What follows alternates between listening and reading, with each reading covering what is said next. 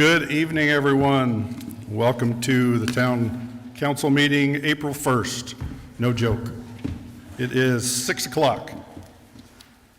Can I have a roll call, please? Good evening. Councilmember Bedford? Here. Councilmember Bensina? Here. Councilmember Maldonado? Here. Councilmember Buccellato? Here. Councilmember Neal? Here. Vice Mayor Adam? Here. Mayor Eaton? Here. You have a quorum. Thank you, Ms. Buchanan. Tonight's moment of silence and then pledge allegiance. Moment of silence. Please keep our family and our community in mind, anyone that's hurting or needs healing tonight.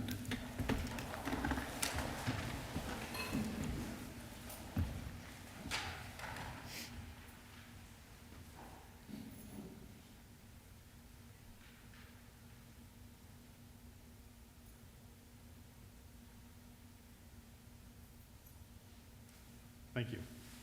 I pledge allegiance to the flag of the United States of America and to the republic for which it stands, one nation, under God, indivisible, with liberty and justice for all. Thank you very much. Item number 5 is our call to the public, our first call to the public. Call the public for public comment on issues within the jurisdiction of the Town Council. Council rules limit public comment to 3 minutes. Individual council members may respond to criticism made by those commenting, may ask staff to review a matter raised, or may ask that a matter be put on a future agenda. However, members of the council shall not discuss or act on any matter during an open call to the public unless the matters are properly noticed for discussion and legal action. I have one call to the public. Mr. Gordon Lehman, come on up. Good evening, sir. Good evening, Mayor, Vice Mayor, Town Councilors. My name is Gordon Lehman. I'm a Florence citizen. I come before you tonight to request that you, as representatives of the citizens of Florence, negotiate with Pulte Group to have their modification of the town's Felix Road in Anthem area be a 4-lane road with turning lane and having no median. It makes common sense for Hunt Highway to have 6 lanes and a median in the Anthem commercial area, since with all the businesses located there, there will be deceleration and turning into businesses, and when leaving the businesses, accelerating to merge with traffic. The 6 lanes allow for these vehicle operations, and the median there acts to prevent a driver from trying to cross 3 lanes of traffic to make a left turn. However, Felix Road will be a residential road, and in the 2022 general plan approved by over 70% of the citizens of Florence, Felix is a minor arterial road, while Hunt Highway is a principal arterial highway. Going north from Pulte's Felix Road project, from the Copper Basin Railroad crossing to Arizona Farms Road, for those 2 miles, Felix will be bounded by residential development and will only have, at best, 4 lanes and no median. With the town and Pulte agreeing to 4 lanes and no median, it is a win-win-win for all parties. First, Pulte will save monies in the construction. This town council will not burden future taxpayers, residents of Florence, with maintenance of little-used asphalt going forward over the years.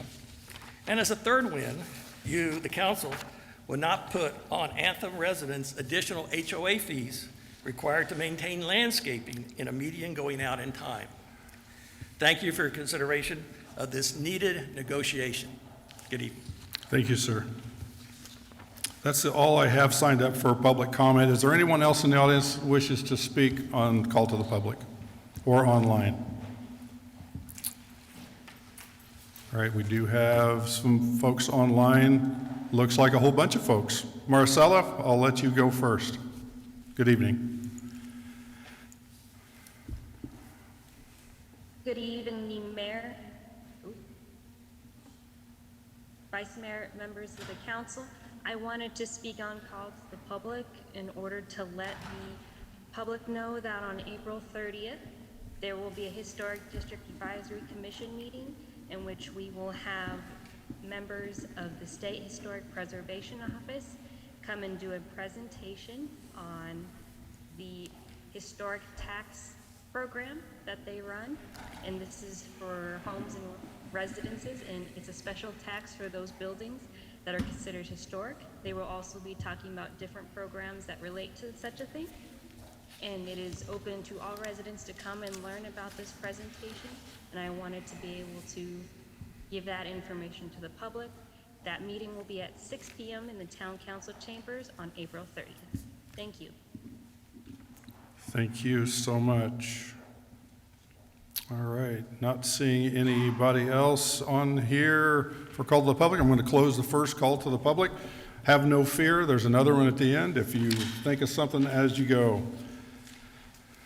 Item 6A, public hearing on ordinance number 755-25 and discussion, approval, disapproval of an ordinance of the town of Florence, Pinal County, Arizona, approving a zone change for approximately 40-acre property on the southwest corner of Butte Avenue and Centennial Park Avenue from rural agriculture to a planned unit development PUD called Westland Village, assessor parcel number APN 200-05-001H, PZ-24-36, with stipulations for the Planning and Zoning Commission set on March the 6th, 2025.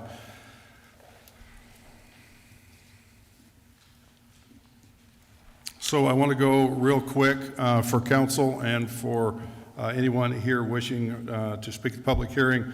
The order that this goes in is first staff will give a report.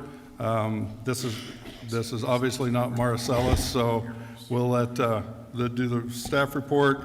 The second, if the applicant is here, they'll be asked if they have any comments or anything to add. Then I will open the public hearing. We will hear from the public on this, and then we'll close the public hearing, and then council discussion and questions. Mr. Monroe. Good evening, Mayor, Vice Mayor, Council. I'm filling in for Maricela tonight. As you heard earlier, Maricela is at home. She's not feeling well, so I was really glad to know that she was able to join and call to the public to let you know about the presentation that'll take place April 30th at HDAC. I think it'll be a very valuable and informative meeting to those folks downtown. Again, thank you for the opportunity. I'm here to present briefly the Westland Village PUD. So as we begin, this project is located at the southwest corner of Butte Avenue and Centennial Park Avenue. The site is 40 acres, currently zoned rural agricultural RA10. The applicant has applied for a rezone to a planned unit development, or PUD. Their proposed development includes 27 acres of single family and 13 acres of multifamily. This is a slide that talks through the process and review for preliminary PUD and the steps that were taken to get to this meeting this evening. And you will see we're toward the bottom there with a request for council action in a public hearing. Here's another image showing our current zoning ordinance. You'll see our zoning map, I'm sorry. You will see the subject property in the center of that graphic shown as RA10 in the light yellow color. You will see adjacent properties to the north and to the east in a brighter yellow, which is R16. You'll see some manufactured housing zoning in red within that bright yellow area. And the area to the left of the screen or to the west of the subject property is zoned territorial square.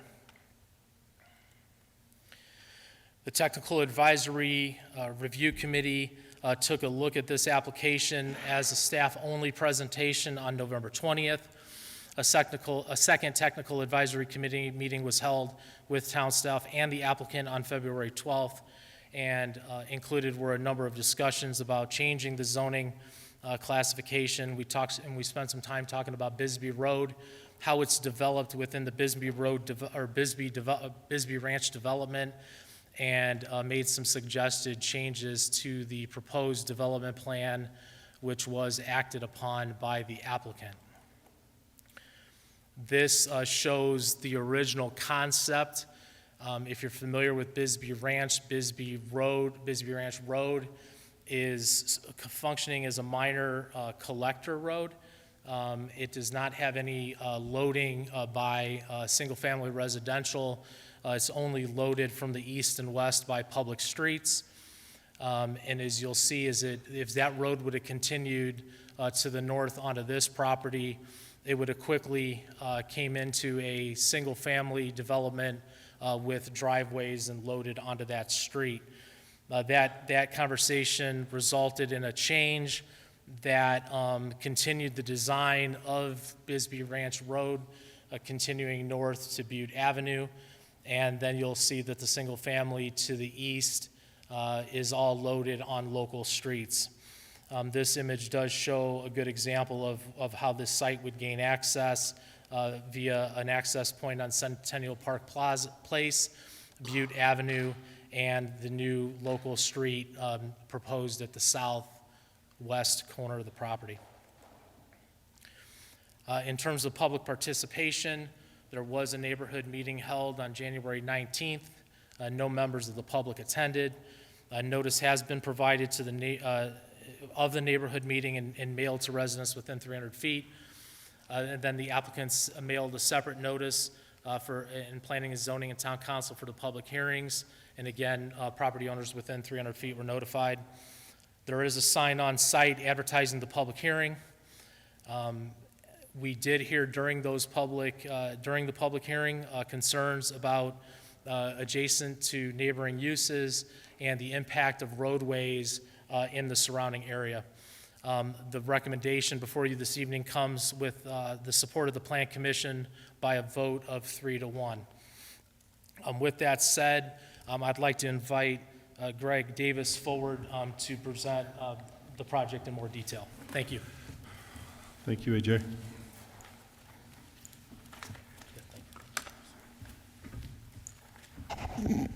Thank you, AJ. Appreciate that. Good evening. Mayor Evening, Vice Mayor, members of the council. My name is Greg Davis with iPlan Consulting, and I do have a presentation that kind of goes over a lot of the details of the project. It's something that we shared with P&Z, and I think you'll benefit from kind of getting the full story of it. So if you'll bear with us here, we'll get it set up for you.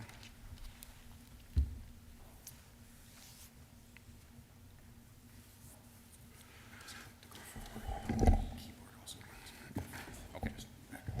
Thank you. All right, just for the record, my company is called iPlan Consulting. We're a land planning firm. Our address is 3317 South Higley Road in the town of Gilbert. AJ did an excellent job with the presentation. I'm not going to regurgitate a lot of that base information. Oh, now I just really messed something up, though. There we go. Okay. Use the keyboard, it's easier. And in all honesty, our entire process working with staff has been great so far. So we've gotten a lot of good feedback. We've changed the plan accordingly. So we think we have a plan that warrants your recommendation, your support, and hopefully your approval once we get through to that portion of the project. But rather than go over the details of the project, I just wanted to explain a little bit about the development intent of what we're trying to do here. So the family contacted me about a year ago, and they know I do land planning in this area, and they said, you know, we want to get this project ready for development. We know it may not be ready for development today or tomorrow, but it is going to be coming soon, especially with the growth of Territorial Square when that occurs. And so what can we do? How can we plan it to make the best project possible for us, for the town, for everybody? And so that's what the development intent is. And how we start with that is we start with the general plan. Those that are familiar with that document understand that that is a land use document that the voters approve. So basically it tells people, if you want to develop in our town, this is what we want to see. And so we look at that for this property, and it has a designation of town center, which we comply with, but town center actually has quite a few different land uses associated with it. So the next step is to talk with staff and find out what they think they want to see here. And there's a lot of discussion and excitement about what's going to happen at Territorial Square, and so that's really kind of what we put our focus on from a land planning perspective. And our intent is really to be a catalyst to help that develop. We're not part of that project, but we are adjacent to it, and so we want to be a catalyst for it by bringing improvements to it, bringing road improvements, bringing utilities, bringing activity. Development activity is very contagious. When one developer sees something happening, there's a lot of excitement in the air, and that can start a snowball effect of things happening. So we want to help make all that happen because we know it's important to the town. So the other element that we want to bring is the number one thing that we hear from retailers. We do a lot of commercial work around the valley, and the number one thing that business owners need are people. They need the rooftops to help support their business. They need the rooftops to help get the loans to grow their business, et cetera. So part of this project is bringing in rooftops, but it's not only just bringing in single-family homes, because we do have a lot of those. Part of it is also bringing in a different element, and that's what the MDR parcel is for, which I'll talk about in a few minutes. But we're trying to bring in something more unique, something that can be flexible so that when Territorial Square develops, there's a property that can be flexible and developed for whatever the town needs at that point, whether it's rentals, ownership, townhomes, patio homes, et cetera. And so that's part of the project that we're presenting. The last thing we're doing is we obviously know we're in an existing area. This is basically an infill project for the most part. And so we're trying to design something that is compatible with the existing uses that are around the site, as well as the future uses that are planned for this area. And I think that's best illustrated by looking at the zoning map, which AJ also showed. This has our development plan overlaid onto it. I'll switch to the zoning layer on there. So you can see we have a lot of residential development to our north, northeast, east, and south. We have a little bit of mixed use to our southeast, and then we have the town square or Territorial Square project to our west and northwest. And so we kind of have these development pressures pushing on us for something that's residential in nature along our east and south, but something that's non-residential and more intensive to our west and northwest. And that's why we've laid out the project as we have. We have our single-family portion of the project on the east portion of the site, as well as the south. That helps make that transition of intensity from single-family to single-family before we get into the more intense development, which is the MDR development, which is on the west side of the property. So we have this transition effect of going from less intense from the east to the more intense to the west, which is really basic land planning, and that's what we wanted to bring to the table, something that was a sound land use plan that the town could use when that area is ready for development. Now, the other element that we use when we're talking about land uses adjacent to the project are buffers. Now, buffers are really kind of split into two forms. There's hard buffers such as roadways. This site has roads on 3 sides of it. And the other element of it is actual landscape buffers. So along the roadways, you have your typical 20-foot landscape buffering that's along our north, east, and west boundaries, combined with a street that's 80 to 100 feet of separation between land uses. Along the south side, where Bisbee Ranch is, we're proposing a 30-foot buffer in that location. And then where our more intense use is, our MDR use, we have a 40-foot buffer on top of that. So adjacent to the north, there's a 60-foot landscape area before the street, before you get across the street to the less intense uses. And then internally, where we have our own single family, we're proposing that 40-foot buffer to help with that transition. From an access standpoint, we have 3 points of access for the single story, or single family detached, and then we have 2 for the MDR portion of the project. So we have 5 total access points in all. And most of that that we talked about was bringing Bisbee Road up from the south to the north to connect to Butte Road, and then we have 3 points of access along there. And the reason I bring that up is because traffic was a heavily discussed topic during the planning of this project. And so we had a full traffic impact analysis done. And those, as you know, look at both the impact of your immediate project proposed, but they also look at the ambient nature of the project. There's a lot of traffic that already exists in this area that isn't due to us, it's just coming through from different areas of the town. And so part of the traffic analysis is to look at that and then make recommendations for the project. How is this project going to impact that? How can we make improvements to it to satisfy or mitigate those issues? And so you can see up on the screen, those are the traffic recommendations of the report. The right-of-way, obviously, the new roadway that goes along the west side of the project, which is in red on the map, and adding in deceleration lanes, turn lanes, et cetera. But the other thing it looks at the actual impact, and it does that through what's called level of service. So they'll actually go out, put those little hoses across the street and track how many cars travel through each intersection over a period of time. And then they take that and extrapolate that information to represent what is being proposed. So right now, today, without our project, all those intersections on the screen, in the worst case scenario, at peak travel times, it's a level of service B. And anything level of service D or above is acceptable to national transportation standards. So right now, there isn't really an issue with this area for local traffic. When we introduce our project to it, we do see a degradation of service at intersection number 5, but overall, everything's still operating at a level C or higher. When we look at the long-term plan, which includes Territorial Square, all the development, we do see further degradation, but again, because of the improvements, everything is operating at a level of service D or more. So from a local traffic standpoint, this project isn't negatively affecting the area, and it still operates at existing service levels or better, accepted service levels or better. From a product standpoint, just quickly talk about what our intent is here. The single-family portion, I think you all understand what that is. You can see that down at Bisbee Ranch. 1- and 2-story homes, attached garages, something very similar to what is already being built here. Here's a few examples that we've done in Santan Valley to give you a better example. But the MDR portion is a little different. We call it multifamily, or it's been called multifamily, but it isn't necessarily a rental product. We're just designating a density right now of 6 to 12 units per acre. The reason that we're doing that is because we don't know what it needs to be long term. It might want to be a for sale townhome project for people that are opening businesses in Territorial Square. It may want to be a rental for some of the employees, et cetera. So what we're doing as part of the PUD is saying, well, we promise it won't go above 12 units per acre. That's important because that's a really big delineation between an ownership level and a rental level. So most apartment projects that people are familiar with are usually at 15 to 25 units per acre. When you get below that, that's when you have a lot more ownership, a lot more flexibility in product types, which is what we're trying to do here, is trying to introduce standards so the city can rely on what's going to be here, but not dictate that it has to be rental or it has to be ownership. Let's wait for the market to kind of tell us what that looks like in the future. And the city still has, or the town, I'm sorry, still has authority over that through the site plan process. So you'll still see that again, whatever it is. Where again, we're just kind of laying the groundwork for what that might look like.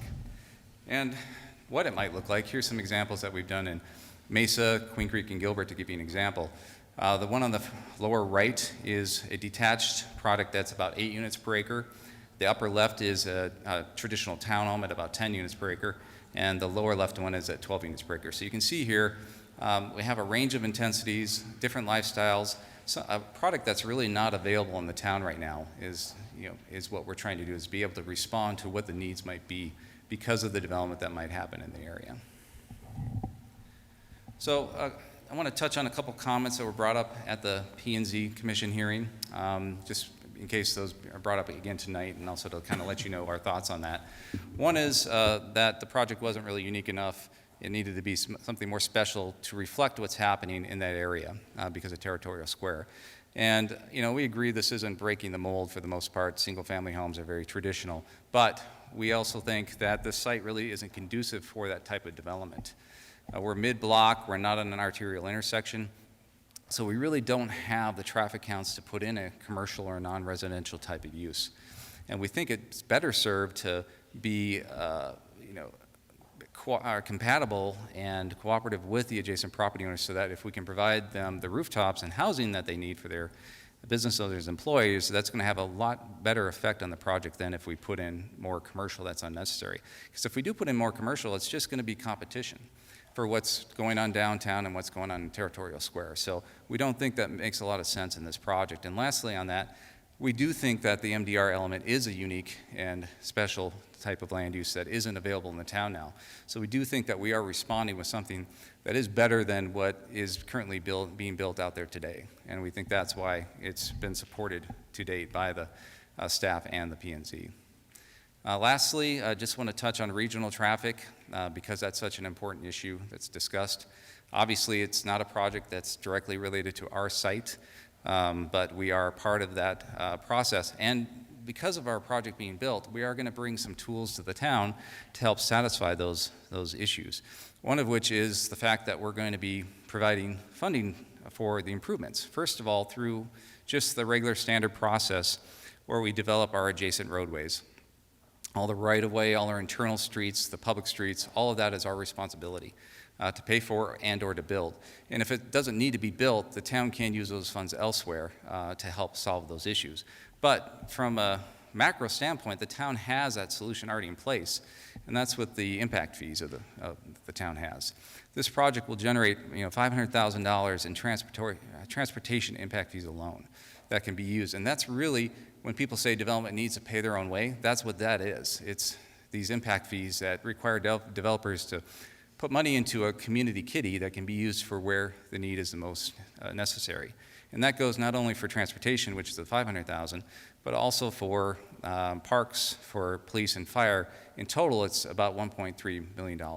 So we think this project makes a lot of sense for a lot of reasons, which is why we proposed it, why we worked with staff, and why we come to you with favorable recommendations. So with that, I'll conclude and be glad to answer any questions that you have. All right, thank you. We'll go to questions after we close the public hearing, so very, very good. Thank you so much for that presentation. Thanks for your time. So at this time, we'll open the public hearing. If anyone is here for the public hearing, would like to speak on this topic, please come forward, state your name, and have your conversation.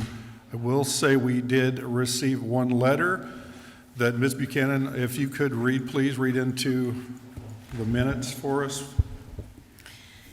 Dear Mayor Eaton, Vice Mayor Adam, and members of council, I'm writing to you regarding the item 6A on tonight's agenda. Unfortunately, I am traveling on business to Washington, D.C. and will not be able to attend the meeting in person. As the owner of the property immediately to the west of the subject property, as well as the Windmill Winery, I take great interest in the development of this area. My property to the west is part of Territory Square, which has been master planned for a boutique hotel and a series of casitas designed in a resort style. I have the greatest respect for Harrison Merrill and the owner of the subject property, and I appreciate his long-term investment in Pinell County. Having developed master plan communities in the county since the late 1970s, including Gold Canyon Ranch, Pecan Creek and Queen Creek, and Copper Basin and Santan Valley, I have always prioritized unique features that add value to both buyers and the broader community. Florence holds a special place in the hearts of my wife and me. We have made our home here for over 30 years and deeply appreciate the town's unique character and charm. I believe Florence has a bright future and commend the council for its efforts in preserving and enhancing what makes the community special. As you review the proposed plan, I encourage you to consider its potential impact on traffic and how it integrates with the surrounding properties to the north and west. Thoughtful planning will ensure the new development complements and enhances our community's vision to the future. Thank you for your time and dedication to Florence. I appreciate your consideration of these points and your commitment to responsible growth. Respectfully, Harold Christ, owner of the Windmill Winery. All right, thank you, Ms. Buchanan. Once again, I'll ask if there's anyone in the audience or online that would like to speak to this public hearing. Not seeing any online or here. Other than that letter, I'm going to close the public hearing at this time, and I will open it up to council for questions and comments. I'll start, if you don't mind. So I do have a question for the applicant, a couple questions, if you don't mind. So first, I guess my first question is, why PUD instead of a hard zoning? Mayor Eaton, Vice Mayor, and members of the council. We chose the PUD for a couple reasons. One is because we didn't know exactly how the MDR parcel was going to develop, we felt that the PUD would be the best way to represent what our intent is, specifically for the neighbors, because there's a lot of unknown about what that's going to look like. So the PUD includes the development plan. It includes the documentation we've submitted that shows the quality of product types. It shows the density. So all those get locked in with the PUD that we couldn't do if we just zoned it multifamily. So that was kind of the main reason we started down that path. And the second reason is I believe we had a hard time fitting into the R16 category because of the lot width or depth or something didn't fit. We met the qualifications for the size, but not the actual shape. And so we were going to have to ask for a variance for that, which staff thought we might have a hard time asking for. So they said, yes, we'll support the PUD as you go forward. Okay, a couple other things while you're there. Bisbee Road, where it connects into Bisbee Ranch. So I would understand you're the developer, or presenting for the developer, and then finding a builder. Is LGI one of your builders? Or I guess my question is, you don't see very often one development connecting into another development. Sure. And then being able to move then that development's traffic through the other development. So it's a little bit odd. So have you already breached those comments or those conversations? Mayor, Vice Mayor, and Council, yes. So when we went to the TAC meeting and that was brought up, we didn't understand that that was the intent of that road, to bring that traffic north through our neighborhood. And it was, from a land planning perspective, that's not something we wanted to do. That's why we redesigned the project so that it realigns Bisbee Road to not come through our neighborhood. It goes along the edge of the neighborhood on the quarter-mile alignment. So then it works. Then it doesn't create any issues between neighborhoods, and everything flows a lot better. Okay, and then one final thing for me. So PUD-wise, so when you're 6 to 12 units of density, so when we throw that out there in a PUD, and we are a town that has a ton of PUDs, and old PUDs that were negotiated 10 years ago, 20 years ago, and then now they're coming to fruition with a lot of different changes. So I guess it sounds like the opposite of what the reason you went with the PUD, to give you more flexibility, is that it also takes away that flexibility from the town when we get into this portion here. So I think one of my hangups is on your density. Is the 6 to 12 and that big of a span in density. You're absolutely correct. It does make the difference between rental and possible rent to own or build to rent. So that was my only comments on that. And then just trying to fit this piece into the Territory Square thought process that's been going on for a long time. We're a little ways away on that Territory Square, but we have to think quite a bit onto it right now as we believe it's going to come to fruition one of these days soon. So that's my only comments. I would ask anyone else, any other council member have any comments, or Councilmember Benzina. Yeah, one of the things, as the mayor said, we're going through a lot of PUDs that were signed many years ago, and now we're finding lack of amenities. And I look at your housing and you say amenities, but we have nothing to show when you show open space. So we could be faced with very limited amenities to support those families there.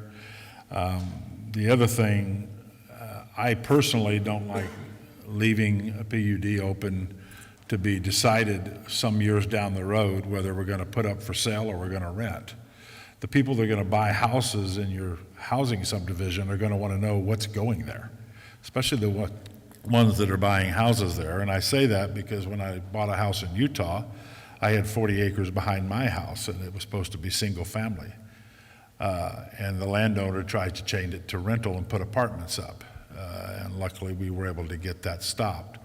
But I don't know a lot of residents, every time you say you're going to put something up for rent, even though I lived in apartments all my life, you get big opposition for it. So I don't like that we're not defining exactly what's going into that piece of property. And I'm not willing to put it on the line 15 years down the road that some council is going to get stuck with whatever we agree with today. So I'm very cautious on this, and I just disagree, like I said, with what we're not seeing. I do like it, it's limited, so you can't go build a big apartment complex. But I would rather see a layout of what it would lay out, what amenities it's going to have to support all the people that buy or rent the townhomes. I love townhomes, and we do not have any. But I also look at your housing area and what amenities are you putting in there for the kids to play with, kids to have. with no description. So that's what I have. All right, thank you. Councilmember Neal. My interest is more along the lines of, we have a very, very successful business there, the Windmill Winery. And I just don't want to see apartment buildings over there. That Windmill Winery has done a lot for Florence. It's been there for a while. I just think it should be houses there. Florence needs apartments horribly, very, very badly. We need apartments, but that area over there, I believe, just needs to be residential, mostly, to keep up with the Windmill Winery and keep it to where it's at, because we really don't want to disturb or hurt that business at all, in my thoughts. I don't know if anybody agrees with that, but that's just what I'm thinking. I just don't like the apartments there. Please work with us and put them somewhere else, but I don't think they should be there. Thank you. Councilmember Maldonado. Yeah, I kind of concur also with that. As liaison for the Chamber of Commerce, my job is to look out for businesses and stuff. And one thing is that we don't want to hurt a business. I love the single-family homes. I love the townhomes, like you said. But I think probably putting them elsewhere would be a better thought. And like I said, it's kind of hard to leave something open-ended. I don't like open-ended things. I like the layout of it, like the 6 to 12. You know, I like the spacing on them, but I just don't want to hurt that business, because they've been really great partners of the town. Thank you. Vice Mayor? Yeah, I have a few questions. Thank you for Mr. Davis, and I appreciate that I was at the P&Z meeting. I appreciate that you brought forward some of the questions that were raised there. And can you just explain to me, I didn't make the connection between having a special development and that necessarily meaning commercial. So to my mind, your existing single-family homes, multifamily, why couldn't that be special? And I don't know how much you understand of Territorial Square, but that very, very, very much was built with the intention of blending historic Florence with the new developments, at the time thinking more north of the Gila. Now, as we know, we're developing south of the Gila as well, but that doesn't negate being able to blend. And I'm wondering if you looked at doing anything more special of a historic nature, even within your housing.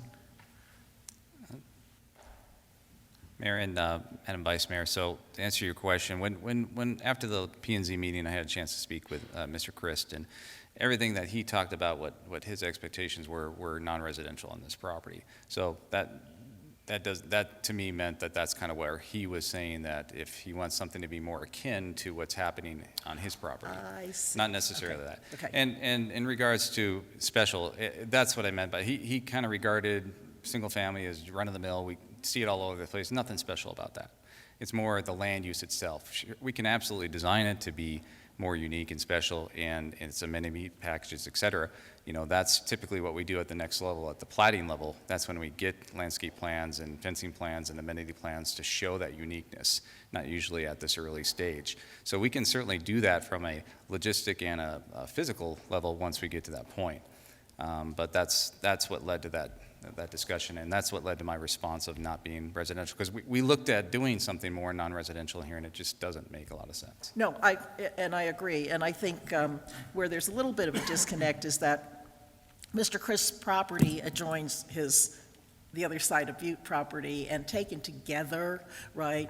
Although it's a commercial establishment, it's very, very much a down home, historic feel, the brickyard, the farm implements, et cetera. So while it is commercial, it does hit where we live in the historic kind of nature of things. Sure. I'd like to go back to Director Monroe for a minute. So when we discuss the zoning change, my understanding is that the applicant comes to your department and they say, I have this piece of property, you look at the general plan, and you say, these are your options. Yes, Vice Mayor, Mayor, Vice Mayor, Council, that's exactly right. So when an applicant comes in, we have an equal responsibility to that property owner, a proposed developer, and anyone else, right? So when they come in, we explore options with them. We have a pre-application meeting. They preliminarily present their plan. We talk through things. During one of the TAC meetings, we did have the conversation about, is this best to move down the road of planned unit development, or is it best to move down the road of straight zoning? And as you heard from the applicant earlier, they felt it was in their best interest to move forward with a planned unit development for consideration. So to the question specifically, we talked through what are the options available, and we let them, and we then, when the developer makes a decision, we're going to proceed in this direction. We then move forward with that application and that process. And it was the developer's opinion in this instance, it was best to move forward with the PUD. And we made our way through that process, and we find ourselves here this evening.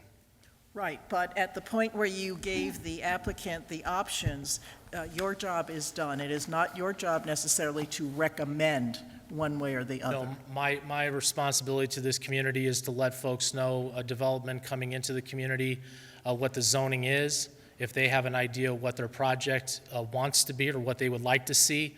We talked through what their different options were, and in this specific instance, their two options were to move forward with a rezone for planned unit development, as Mr. Davis has talked about today. The other process that would have been at his disposal and the owner's disposal would have been seeking hard zoning or more traditional zoning of a certain zoning district and another zoning district.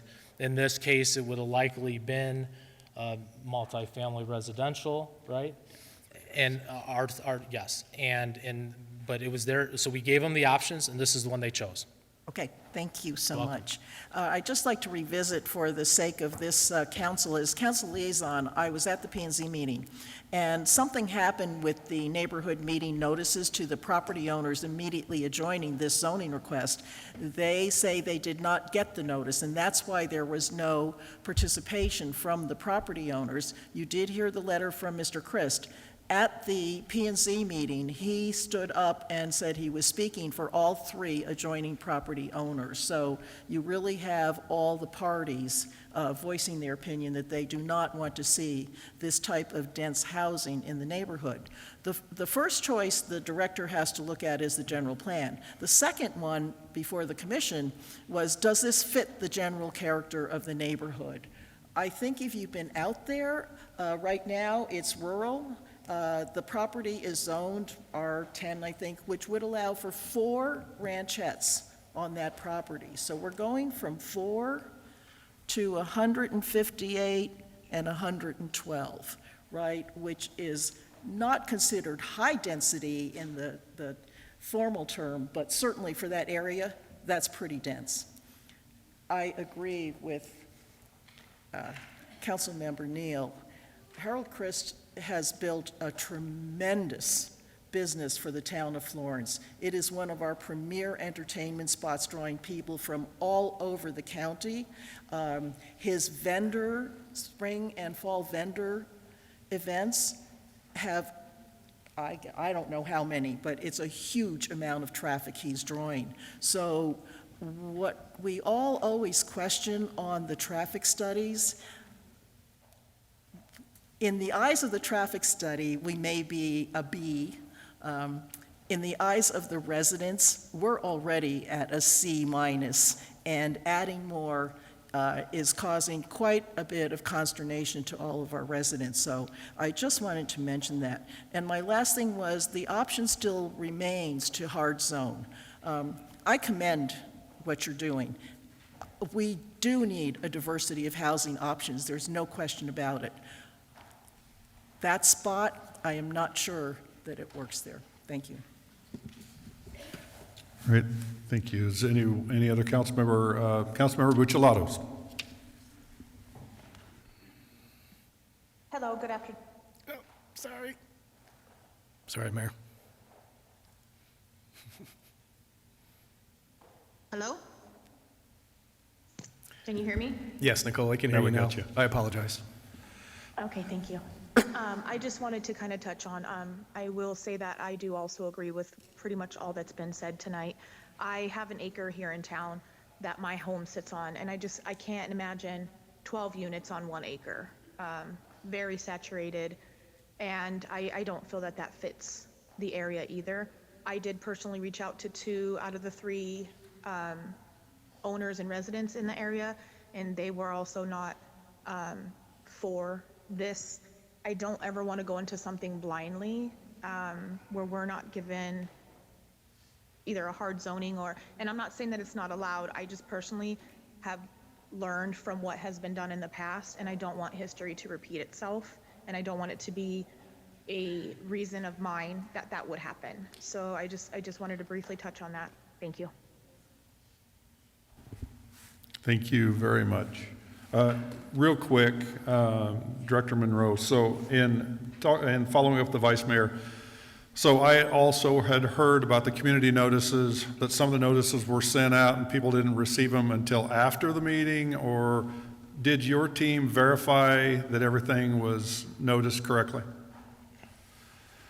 Yes. Okay, all right, so there was just the rumor out there, so, and if it's on Facebook, it's true. So, all right, thank you very much for that. So with that, I don't see any other comments or questions with that, so I would entertain a motion. I'll make a motion that we deny PZ 24-36 for the zoning request from rural agricultural to a PUD for Westland Village. I second. We have a motion and a second. Can I get a reverse roll call, please? Mayor Eaton. Yes. Vice Mayor Adam. Yes. Councilmember Neal. Yes. Councilmember Buccellato. Yes. Councilmember Maldonado. Yes. Councilmember Bensina. Yes. Councilmember Bedford. Yes. The motion passes. All right, thank you. Thank you once again for the presentation. There is hope. Do not go away. There's hope. So bring back what you've heard tonight, and we look forward to seeing you again. So thank you so much. Item 6B, a presentation of a 20-year service award to Mike Mono Lopez. Mr. Lopez, would you please come up here? Mono. I know that it's Mono, but I just read it wrong.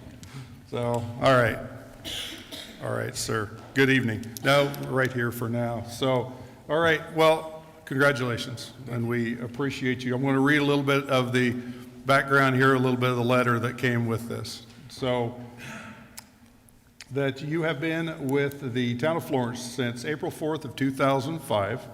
You were hired as a parks maintenance worker and remain dedicated to this position today. Any given day, you can be seen mowing lawns, trimming trees and shrubs, collecting trash, ensuring the parks and Main Street are aesthetically pleasing to citizens and visitors alike. You're well known in the community, and anyone that knows you will tell you that take pride in your work. You fill in wherever needed without complaint, as well as taking the lead as needed.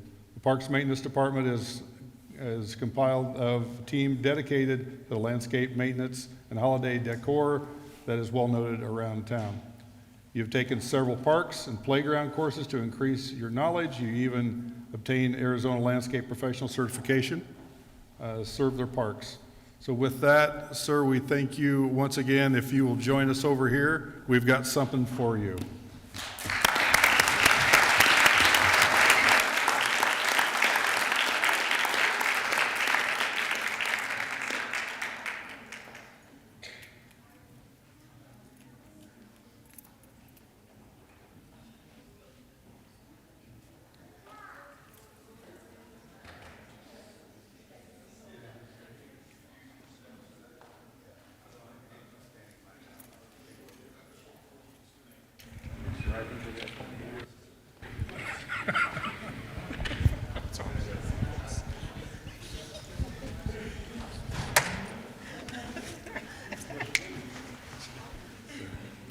Congratulations to you. I'll get a plaque. Absolutely, you get a plaque. So, Mike, here you go. For your years of service, for your dependable service, and years of dedication. You're greatly valued as an essential member of our team. 20 years. We appreciate you. Thank you. All right.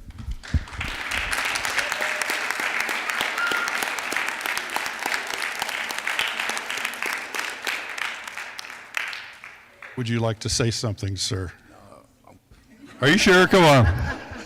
Would you like to say something about him? Yeah. Me and Mo grew up from day one, a long time. Honestly, when I see him, I call him family, my brother. He's a great guy. He did great work. He deserves it. Love you, bro. You know, guys. Yeah, please.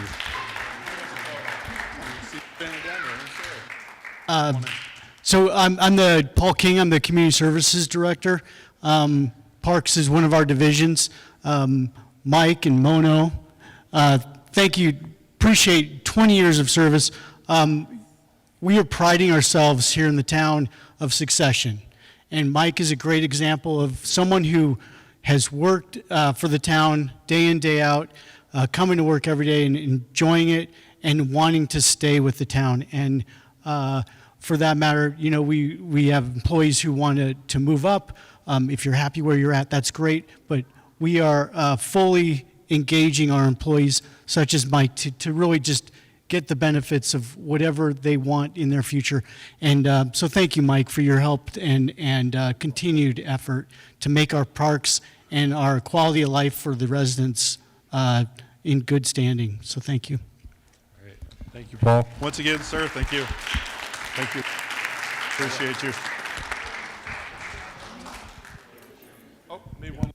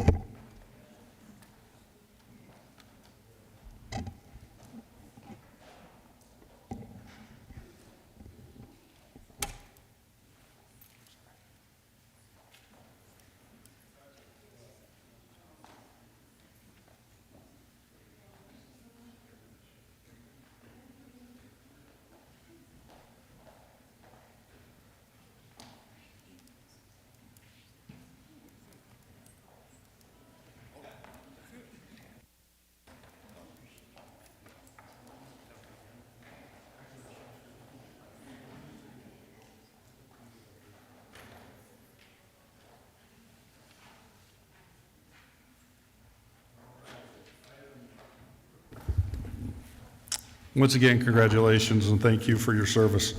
Item 6C, a presentation on First Things First by Tara Walter. Good evening, Ms. Walter. Welcome back.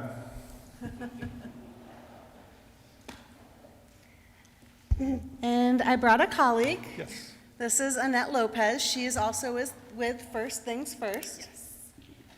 So we are here this evening because pretty soon the Florence Town Council is going to be presenting a proclamation honoring Week of the Young Child.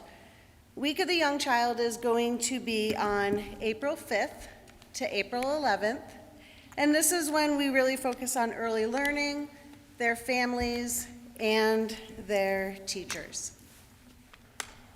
First Things First emphasizes development for children that are birth through 5 years of age, both meeting their needs educationally as well as health-wise. We have a lot that we offer within the community of the town of Florence, and Annette's going to share that with you in a little bit. I'm just going to start off with a little bit of a background of who First Things First is. Now, going back to 2006, Arizona made the historic decision on behalf of our state's young children By the majority of vote, they passed a proposition, and this proposition was called Prop 203. And this is the funding that allows the programs to continue.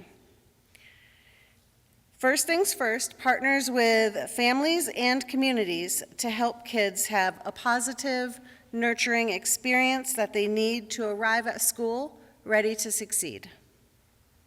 Now, we do this through quality early care, preventative health efforts, and supporting parents as their role as their child's first teacher. The early years are a once-in-a-lifetime opportunity to really emphasize and strengthen a child's future, and quality childhood programs don't just benefit kids, they also strengthen our families and build better communities and drive Arizona's success. I know that the Florence Town Council is already very well in tune with the programs that are offered, as well as the opportunities that the town offers through our community center and library. By understanding and supporting early childhood, we can also ensure that every child has their opportunity and chance at life to reach their full potential. And investing in early childhood does not just help kids, it also helps all of Arizona. For every $1 invested, communities actually see up to $16 in return, and the earlier the investment, the greater the impact. Again, we have Miss Annette Lopez here, and she's also going to share just a little about First Things First. Yes, thank you. So again, thank you, Mayor Eaton, Vice Mayor Adam, council members for the proclamation. So just to say a few words, Tara has mentioned a lot of great things. We are an agency that focuses on the very foundational first 5 years.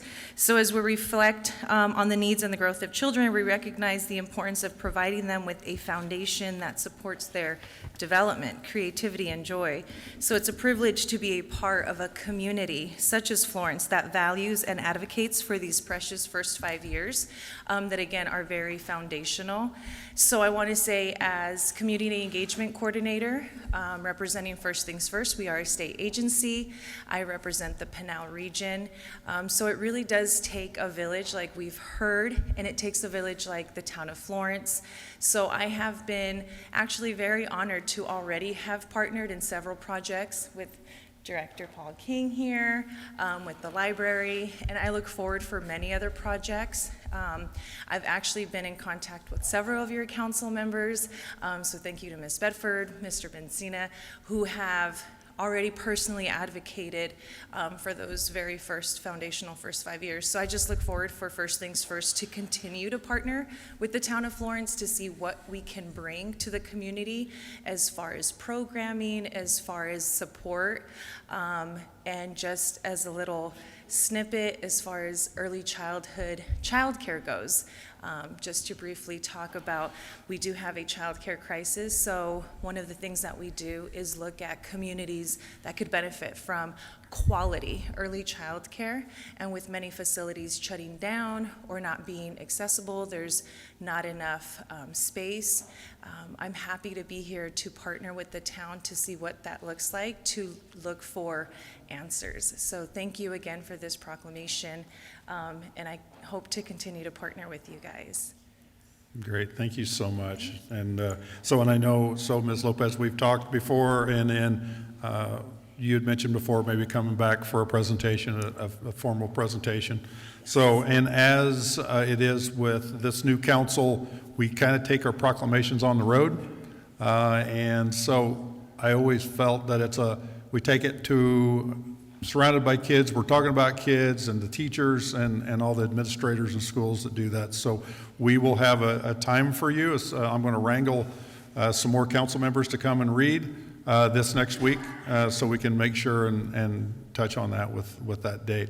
As long as you promise, not in my class, that it's not bring the snake to, not that snake, but bring the snake to class. Last one I read, they had a snake in there, and I don't like snakes, so that's a prerequisite for me. So anyway, so we'll be getting with you on that. So thank you both so much for your presentation tonight. Thank you very much. All right. Thank you. Thank you. Thanks. All right.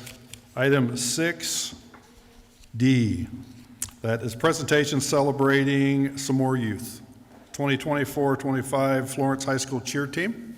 So this is special. We love to celebrate our youth. We love to celebrate our champions. And they are truly champions. So I'm going to read just a little bit, then I'm going to ask Coach Jen and Coach Alley to come up and introduce your group, and then we're going to get some pictures with you guys. So this season, the team demonstrated exceptional talent and teamwork, earning the prestigious titles of state champions in both the game day and show cheer. And their journey didn't stop at the state level. They proudly represented Florence on the national stage by competing at the National Cheerleading Championships in Florida, where they delivered an impressive and spirited performance. So we extend our heartfelt gratitude to Coach Jenna and Coach Alley for your leadership, your unwavering commitment, and the passion to bring to the sport. Their guidance and mentorship have played a vital role in shaping. So to your graduating seniors, we offer sincere congratulations, best wishes to your future endeavor. May the spirit of Florence Cheer remain with you, bringing energy, confidence, and pride to everything you do. So if we can have the coaches come up to the podium, please.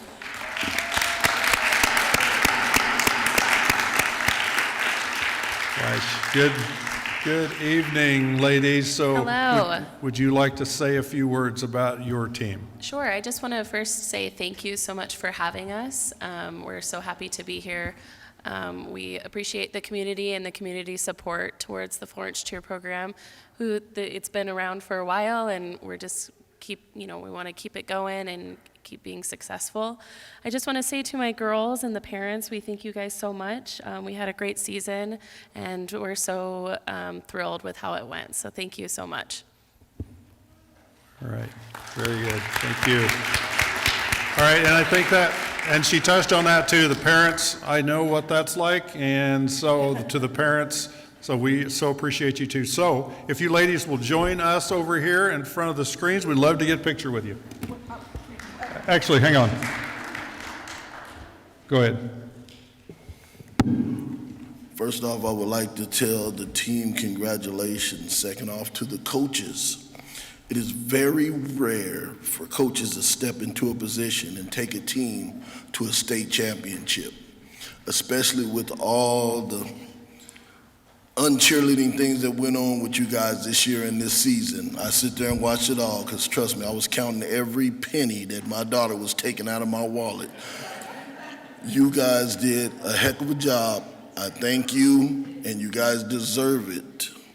Jazzy, my daughter, you are the most beautiful, most talented cheerleader I've ever seen in my life. I love you, baby girl, and nothing but great things are in your future.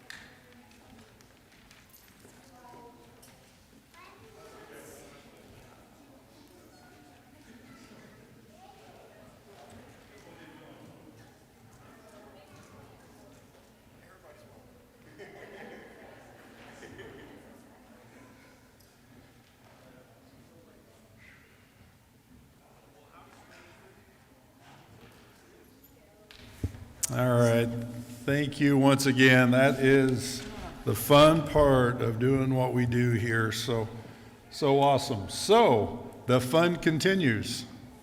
Is item 6D, our presentation and update by Chamber of Commerce activities. Mr. Felker.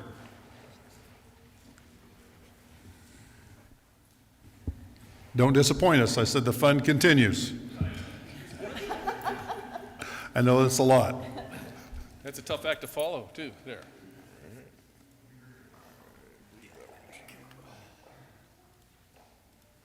All right.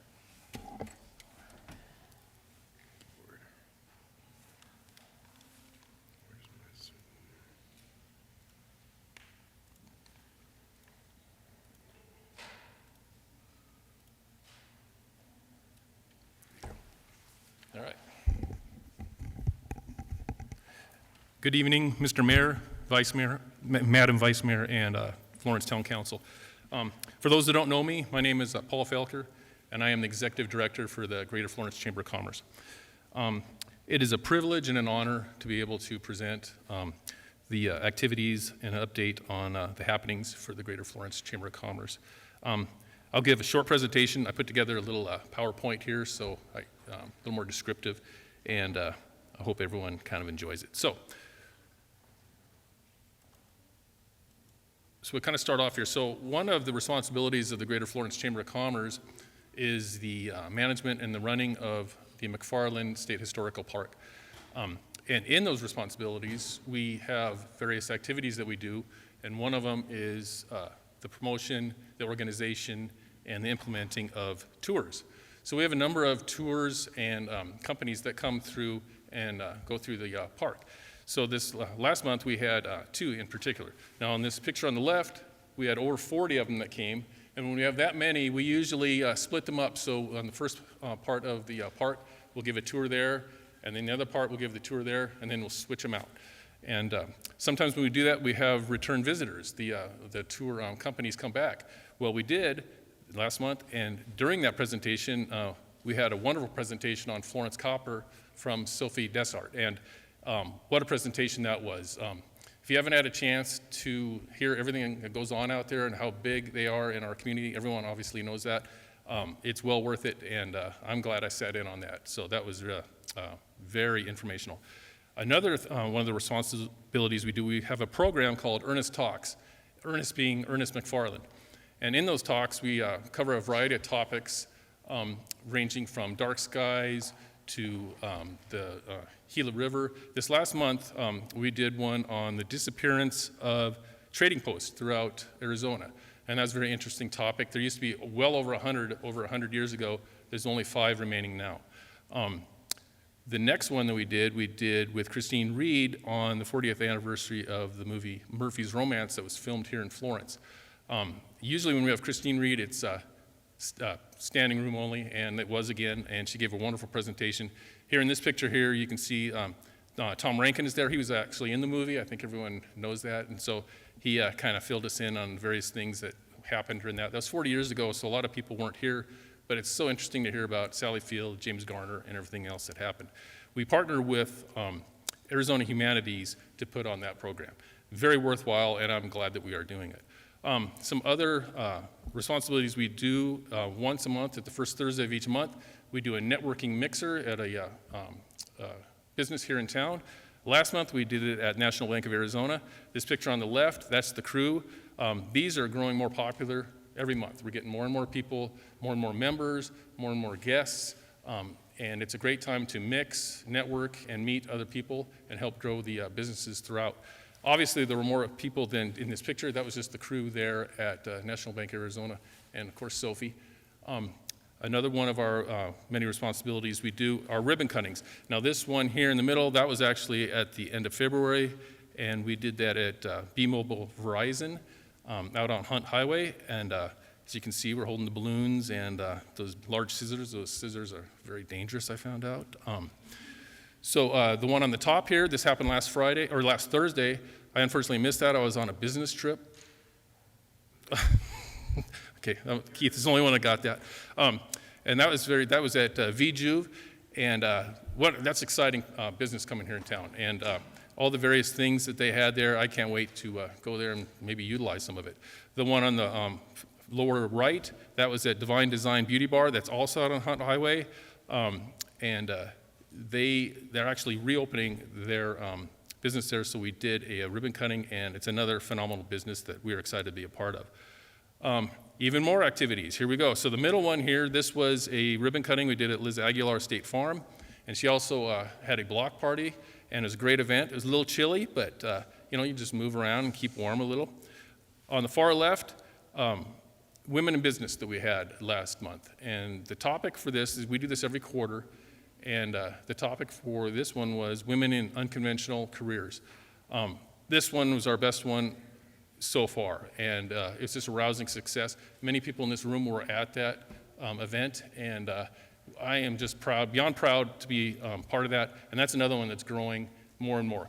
We have one in June and another one in September. The one in September, right now, looks like we're going to have a pretty special guest. I'm not going to say anymore, but someone pretty high up in state government will be there. So another things that we do monthly mixers, morning coffee mixers, and we try to spread that around town. We've done it at the Station Coffee Stop a couple times. We're going to be trying to do it at the Florence Cafe next month. On the far lower right, we descend upon local restaurants. We call that the lunch mob, and we kind of give them a couple weeks notice, and we put out the word, and we go and give local restaurants a little jolt of activity. I think this will be a really good activity for the summer. Things slow down a little bit, and 15 or 20 of us go in there. That'll be good for the businesses. And that's another one that the ambassadors came up with that idea, and we are implementing it now. So upcoming events. So this Thursday, this is our first Thursday, so we are doing our networking event at Eldon Kaiser Allstate Insurance on 3281 North Hunt Highway. It's out there right next to Safeway. Another one's to be 5 o'clock to 6:30. Great networking event. Bring a guest, bring your card. We have beverages, we have appetizers, we have raffles, we have a 50-50. This Friday from 10 to 11, we have Gregory McNamee. He will be doing a presentation on the Apache and the Cochise Indian Wars. So that will be another great event. It's free. We'll have coffee there. We'll have some light appetizers, and just another great topic to enjoy. Now, this isn't a chamber event, but I thought I'd give a little shout out for the Florence Jailbreak, which is going on this Friday, starting at 1:30 with the Windmill Winery, and that could be a very interesting time. So I'm looking forward to that. This is another one, the Road to Country Thunder. This is the town, but we are involved with that. We were fortunate enough to secure the beer and liquor license for that. And with the experience that I have with those sort of events, I think this is going to be a great success. I'm looking forward to it. And here we go. That's going to be a good one. So we have a good plan in place, and I think it's going to go well. This is one of the events that I'm really excited about, and I've talked about this before, but I've just kind of explained it. I haven't really had a flyer for it. We are partnering with the chambers for Coolidge and Eloy to present the Tri-City Business Expo, and this is April 17th, and in the first one we're going to do in Eloy at Ropes and Ranch. I think this is a great event for local businesses to be exposed in other communities. So places in Coolidge, places in Florence, places in Eloy, they're going to see what we have to offer in Coolidge and Eloy. And I was talking to Andrew, he's the executive director for Coolidge, or for Eloy today. And we were talking, I go, this is a great opportunity. Let's say you're in Eloy and you think you have to buy something in Tucson or Phoenix. All of a sudden now you see it's available in Florence. It's available in Coolidge. So now that's promoting more local business, more local buying in Pinal County, and great exposure. And so for this, we still have some openings for it. And for a booth on it, that's $75 per business, but it's open to the public. So, and that's for free. So to go out to it, it's free. There will be business-to-business networking from 3:30 to 4:30, and it's open from 4:30 to 6:30. So this is the first inaugural one of that. Since I was the low man, I get it in 3 years. So Coolidge gets it next year, I get it the year after. So had to go along with it. Once I go a little higher, then I'll say I can get the first one. So April 12th, we have our farmers market, and we're going to do that in conjunction over at Padilla Park with Earth Day, and that should be a great event there too. So coming on April 30th, I've talked with the mayor about this a little bit. We haven't really come up with a name yet. It's going to be a kind of an informal state of the town. We're going to do a more formal one later in the year, but I came up with Talk of the Town, but I don't think that's been approved yet. But we're going to do that on from 7 to 10 a.m. in the Florence Community Center, and it's just going to be an informal time for everyone to get together and just talk about things happening, what's going to happen, what has happened, and just another good networking and excuse to get together. So one thing I wanted to do is I want to call out for Mrs. Susan Jackman. She retired from the Chamber and McFarland after 8 years. I was worried that she retired because I started there, but she assured me that it wasn't because of me. But we're going to miss her so much. But I just wanted to say thank you. She's not here right now, but I wanted to say thank you, and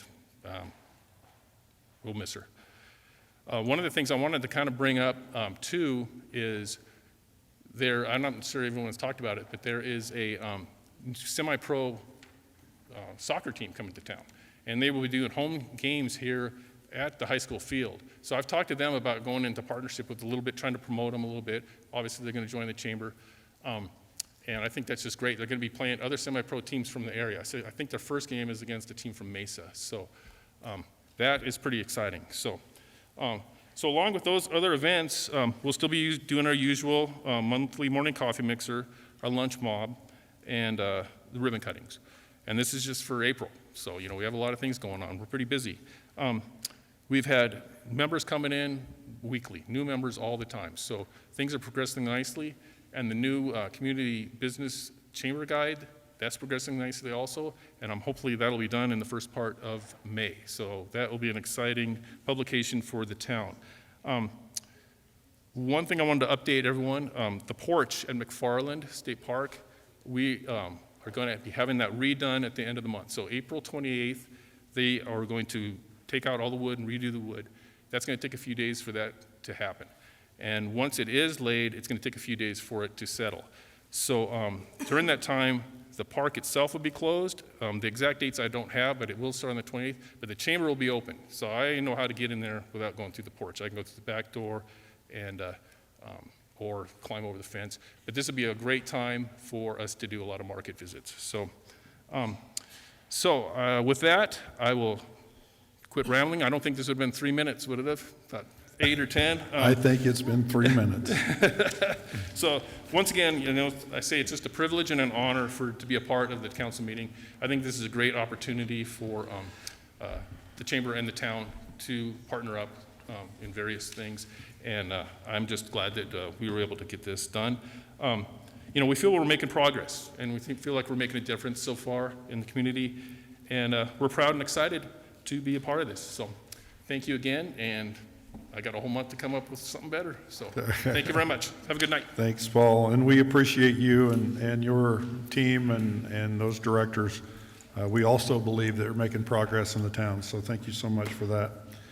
With that is item 7, is our consent agenda. All items on the consent agenda will be handled by a single vote as part of the consent agenda unless a council member objects at the time of the agenda item is called. So ladies and gentlemen, you have read your consent agenda A through G. Is there any questions, or is anyone? Yeah, Mayor.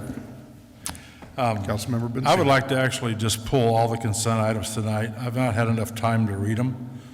So I'd like to just pull them and put them on to next month. It's very I'm just echoey. joking, April Fools. Cliff approved it. Very good. That is good. All I heard was echo, and I thought I heard you say pull everything, and I'm like, that's not Tony. So all right. Okay. So I'm looking for a motion to approve. I'll make a motion that we approve all of the items on the consent agenda, A through G. G. Second. Okay, we have a motion. Do we have a second? second. Okay. All right, we have a motion and a second. Any other discussion besides Tony? All right, hearing none, all in favor? Aye. Aye. All opposed? Okay, thank you. Good one, Tony.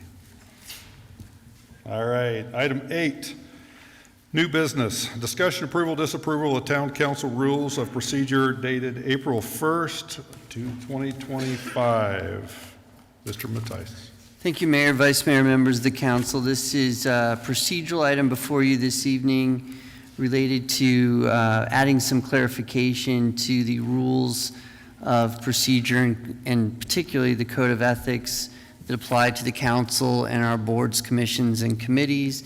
And essentially the new language clarifies what is already the authority of the council, but clarifies that members of boards and committees and commissions may be removed at the discretion of the council. Of course, council members never can be removed related to these rules because that would violate other sets of laws in Arizona because you're elected by the voters. But again, this is a procedural item of clarification. Okay, and I know that we've had some questions on this and we've had some discussion, so I'll start some discussion and then ask for any discussion from council.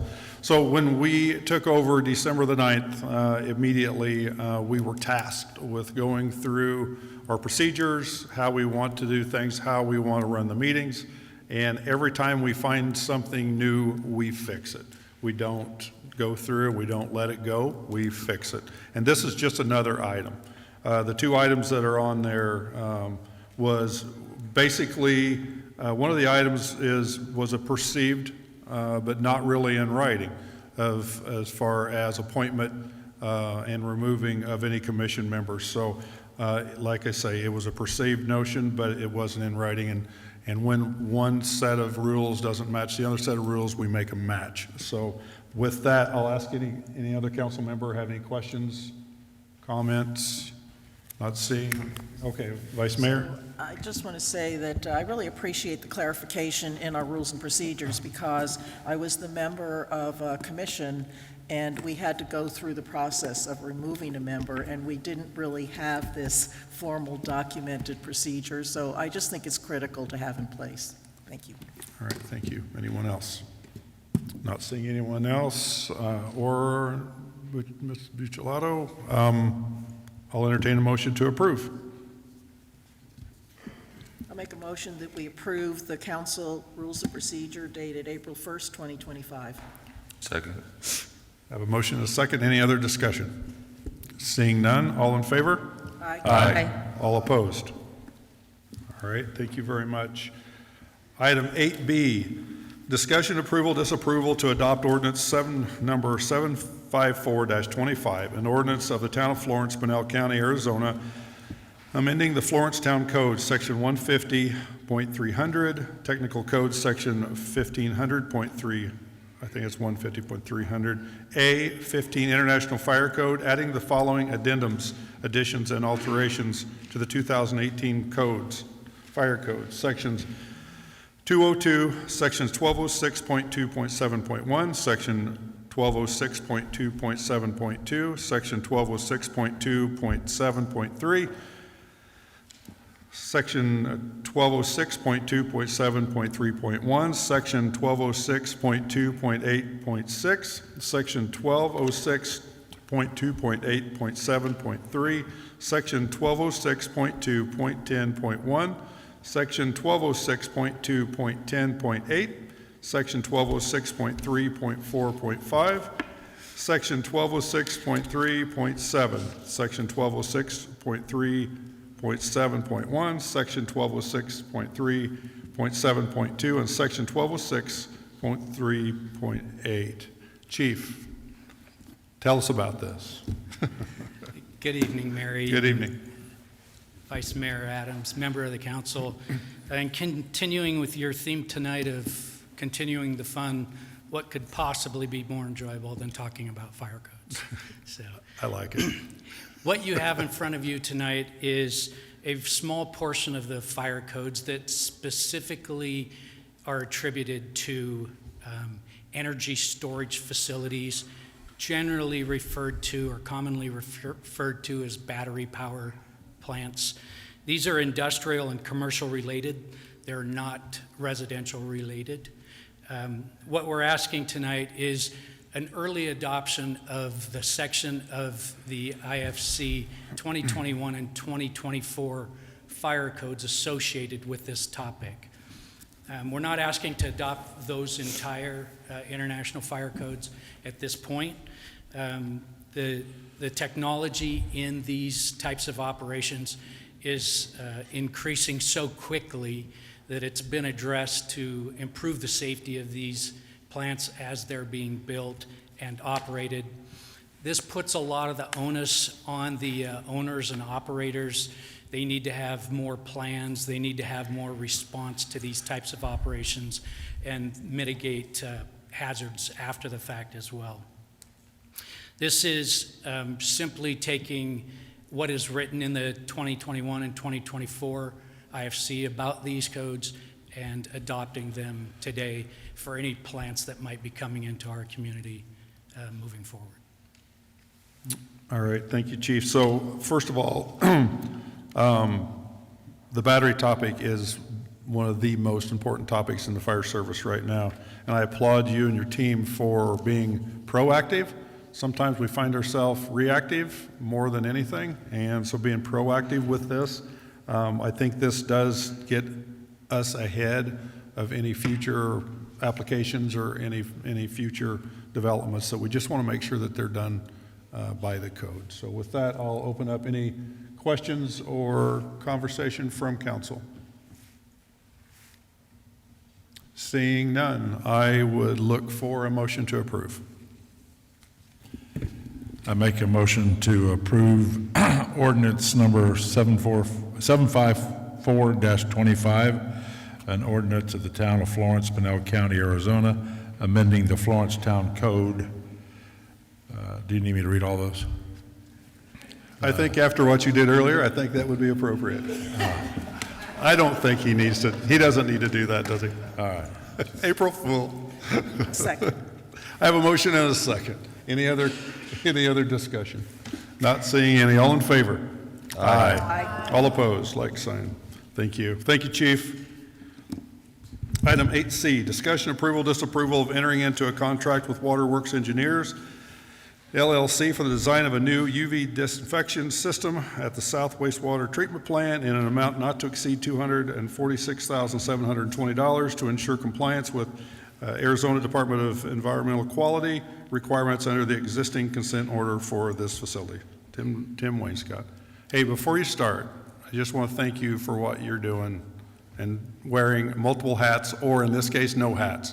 I didn't even recognize you the other day in a polo with no hat. So, Tim, thanks for stepping up, and I appreciate that. We appreciate that. Good evening, Mayor, Vice Mayor, members of the council. The Utility Department seeking council approval to enter into a contract with Waterworks Engineers for the design of a new UV disinfection system at the South Wastewater Treatment Facility in the amount not to exceed $246,720 to ensure compliance with ADEQ requirements. The South Wastewater Treatment Plant is currently operating under consent order from ADEQ due to operational deficiencies that have been identified. One of the improvements outlined in the consent order is an upgrade to the disinfection system at the facility. Excuse me. To address this issue, the town is preparing to upgrade our current disinfection system to a much safer and more efficient UV system. In order to move forward with this project, engineers' drawings must be prepared and submitted to ADEQ for the approval to construct process requirements. Waterworks Engineers specializes in these types of designs and has been providing their services to the town since 2006. Waterworks Engineers is very familiar with the town infrastructure and regulatory requirements, which makes them the most suitable choice for this project. Approval of this contract is necessary to ensure town maintains compliance and meets the deadline set forth by ADEQ regarding the current consent order. All right, thank you, sir. Is there any questions for Tim or comments? Thank you very much. So with that, I would entertain a motion. Make a motion that we approve or enter into a contract with Waterworks Engineers, CIP SU-84 for the South Wastewater Treatment Plant, SWWTP. Second. Okay, we have a motion and a second. Any other discussion? Seeing none, all in favor? Aye. Aye. All opposed? All right, thank you, Tim.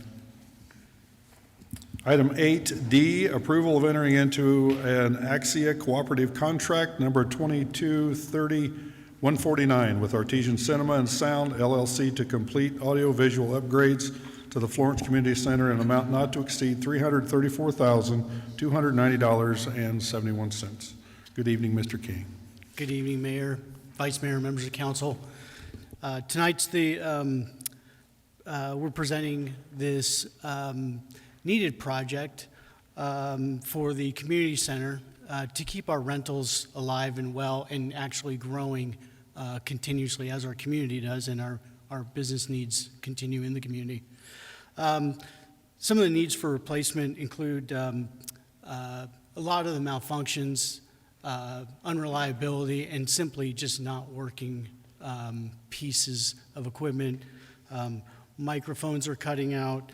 The podium is unreliable most of the time, and that's all the podiums in all the rooms. The large automated screen is damaged and faded. The projector is unreliable at best. The control panels are delayed or sometimes not working. And to the TVs, specifically in the lobby, are experiencing what the industry calls burned. They have spots in the middle of them, so it affects the digital visual quality.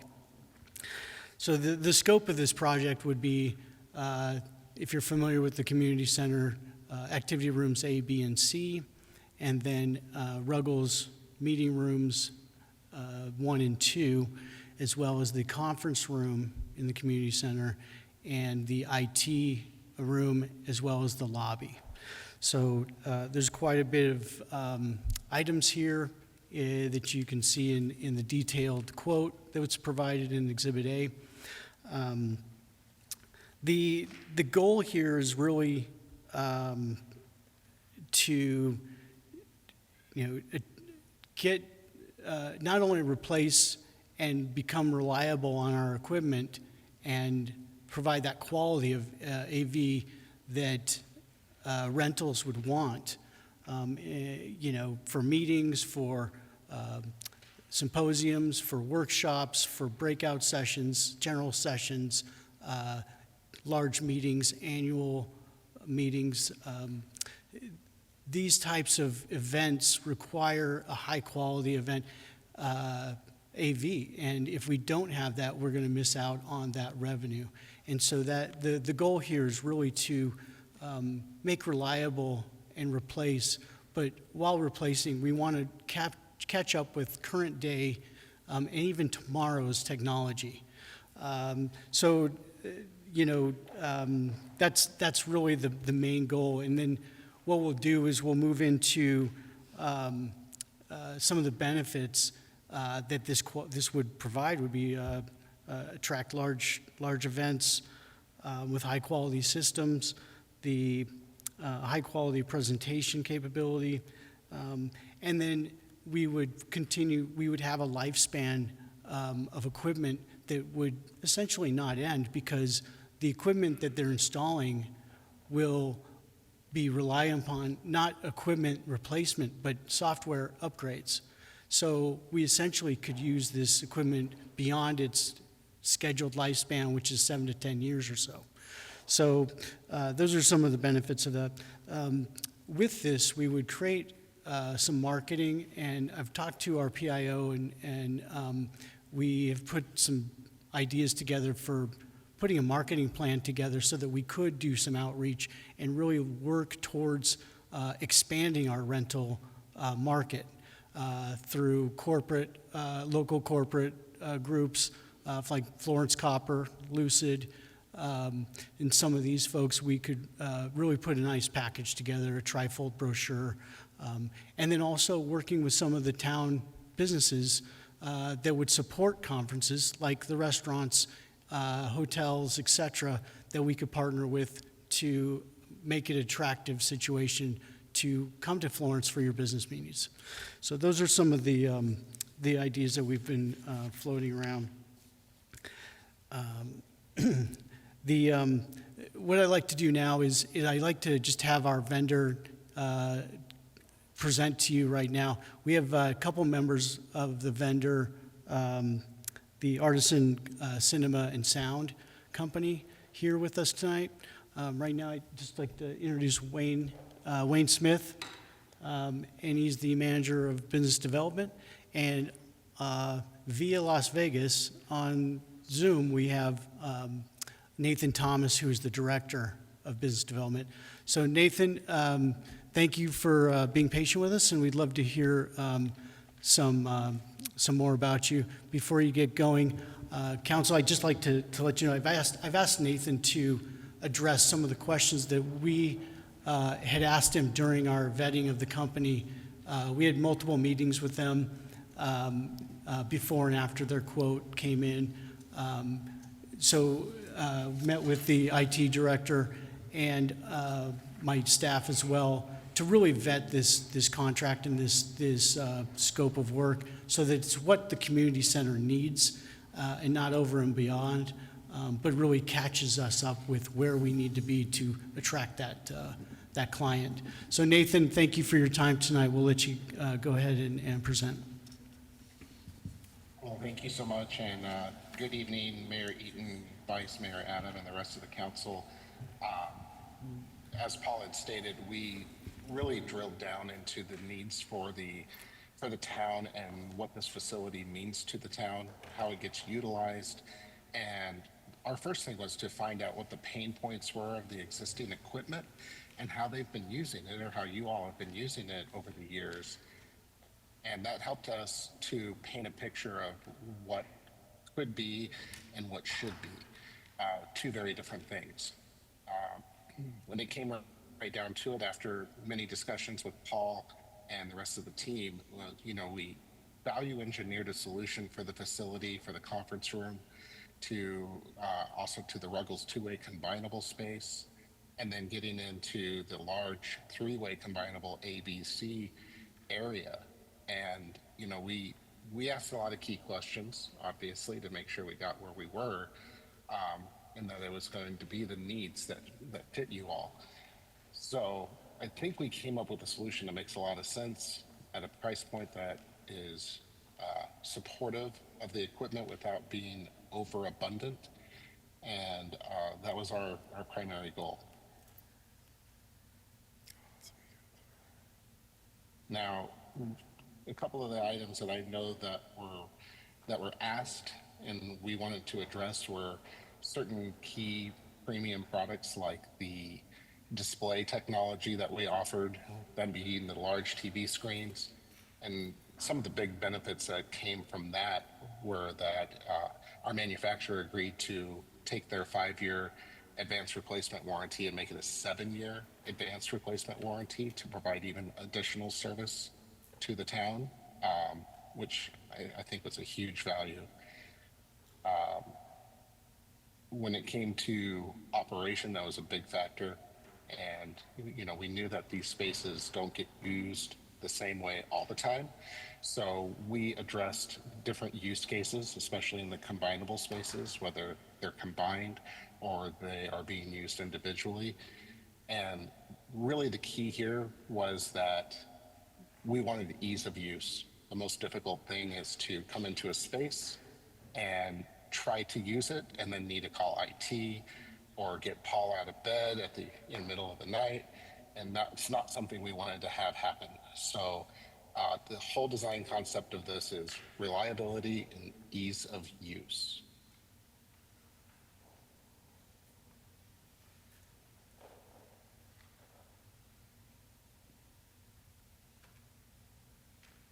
now. I know there are probably some other more poignant questions, Paul, and I don't know what all that we want to go over, if you have any specifics aside from that, whether it be different brands of the product or what the goals were with each one of these products. Thanks, Nathan. I appreciate your time. I think that covers the bulk of what we talked about discussion. Mayor, Vice Mayor, members of council, we'd like to open up for your questions and comments on this item. Okay, so, and I think the package that was presented gives very good detail as far as what was offered. And I appreciate this project. I have been the victim of that technology in there, and I've watched the herds of people coming in trying to fix it and not do it. And I've also watched victims of the technology trying to get it to work. So on a couple of occasions, it was a little bit embarrassing that folks were renting it and trying to do it. So anyway, I like the project itself. So with that, I'll open it up. Councilmember Bensina. Well, as town manager knows, and Paul, when I opened up the agenda and saw this thing at 4 o'clock in the morning, I quickly sent Bruce a message and said, I need to go meet with Paul and Trent, because it's a big increase to the approved budget from the previous council. So I went there, we broke down the list of each piece of equipment, and we walked room by room by room. I thought I could cut it, but I couldn't. The equipment that's going into every room will be state-of-the-art. I've challenged Paul that should the council approve this project, that he will have to market the capabilities of what we can now offer to everybody out there that may want to have a meeting or so on. The other thing is nice, and I asked Paul and then I asked Wayne from Artesians earlier tonight, we can do, when we hold movies in there, this sound will really be great for anybody that's there for movie nights. And I've challenged Paul that we do some movie nights to really bring in the people to get the sound out of this thing, and they'll really. The only other thing I ask is, can it be installed before October when we have our teen symposium? That would be our next biggest event. So hopefully it can be. So. Thank you, Mayor, Vice Mayor, Councilmember Bensina. Yes, we've worked with the vendor. They are literally chomping at the bit to get this this order done. Their lead time is small for the large variety of the equipment, and they have personnel who lives actually in Santan Valley that will be doing the install. So it'll be a fairly quick. Nathan, do you have anything to add on the time frame? Yes, so part of our process when we design a system, this is not just vaporware for us or a figment of our imagination, but we work with our manufacturers very closely on a pretty consistent basis, multiple times a week. So when we start designing a system like this, our number one priority from our manufacturer is this stuff in stock? How quick can we get it? Do you foresee any challenges? Because we don't want that to be a hindrance on timelines. We know the facilities are in use, and that's not going to change. We're just trying to make them better on the technology side of things. And with Paul's team and their support in setting schedules, we want to make sure we're as efficient as possible in your space. It's very valuable space to you guys. So our desire is to have as small of a physical footprint when it comes to the time in your space. Also, Council and Mayor, a lot of the TVs, the 75, I think they're 75s or 65s, they will be repurposed out to other facilities. One of them has been claimed already. So that'll be nice, they're usable elsewhere. So. Okay, thanks. Anybody else?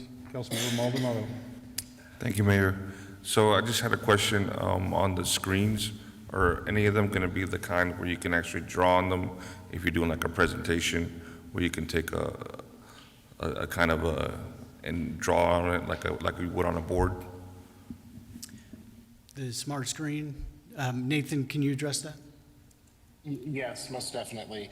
That was one of our design offerings, but in value engineering the solution to get it to a more palatable budgetary limit, we did look at that as an option of removal and going to a more traditional but very high quality 4K display. I believe, Paul, and then correct me if I'm wrong, we've gone to traditional non-interactive displays on all of them. As an example, a 98-inch interactive display would cost approximately 9 times the price of the non-interactive, and we were trying to make the solution work long-term and fit within a budget. So that was something that we had in mind, but we value engineered down just a bit. Thank you. All right, thank you. Anywhere else? Vice Mayor?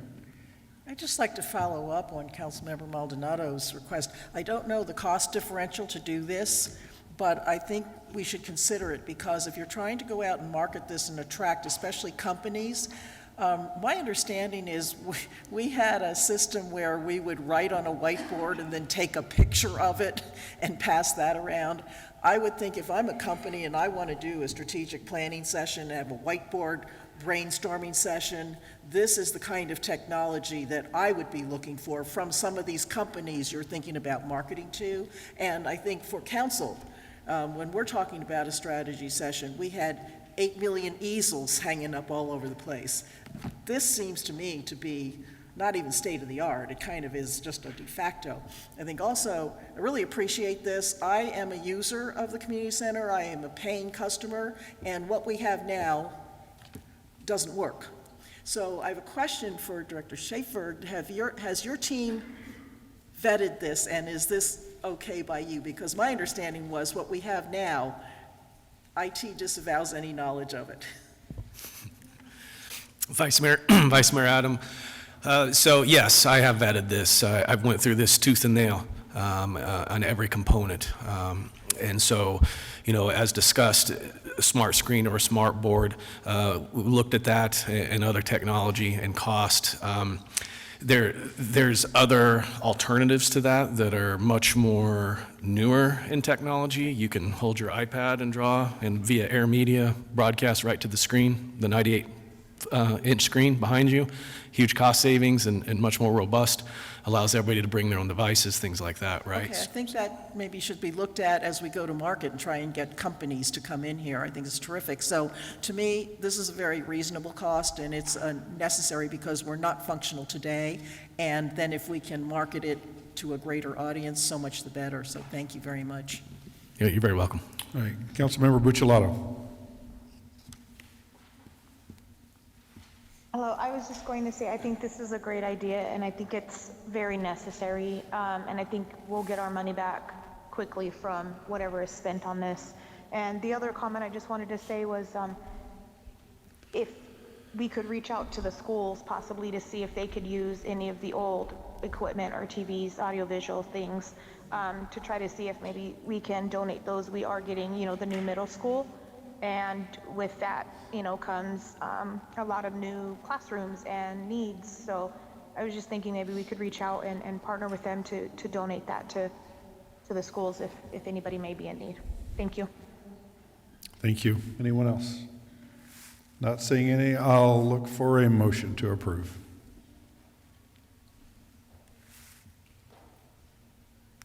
Make a motion to approve agenda item 8D on new business, approval of entering into a contract with AXI, cooperative contract number 2230149, as written. Okay, we've got a motion. Second. Got a second? Any other discussion? I want to go back to Vice Mayor. Did you want to look at additional pricing to be added onto this, either what Trent said or the TVs? I'm sorry, I didn't Did you catch that, want did I? to amend it and have either the TVs or the item that Trent talked about added to this project before we vote on it? Councilmember Bensina, if I may, the item that I was discussing can actually fit within my operational budget to add to the existing system. The Air Media system that I discussed is easily added on. Thank you. Okay, thank you. We've got a motion and a second. And no other discussion. All in favor? Aye. Aye. All opposed? All right. Thank you so much, guys. Thank you, Council. Appreciate you. Thank you, Council. Item 8E, discussion approval, disapproval of ordinance number 756-25, an ordinance of the town of Florence, Pinal County, Arizona, amending the Florence Town Code general provisions by adding section 32.013 titled Appeal to the Town. Cliff. Thank you, Mayor, Vice Mayor, members of the council. Again, in line with our earlier statements, Mayor, about adding provisions in our procedures for clarity and consistency. This is an amendment to our town code to do just that and allow for a clearer and more consistent and express approach for the staff and applicants to turn to as needed when appeals may be necessary administratively. Okay, very good. Yeah, and I was a little surprised that we didn't have that in part of our code. So I'm glad we found that. Once again, found something, we're going to fix it. Is there any discussion amongst Councilmember Maldonado? Thank you, Mayor. This is very beneficial because as liaison for the Board of Appeals, I did my first one, say about 2 years ago, and this would have been nice having this back then. So this is great. All right. Anyone else? Seeing none, I'll look for a motion.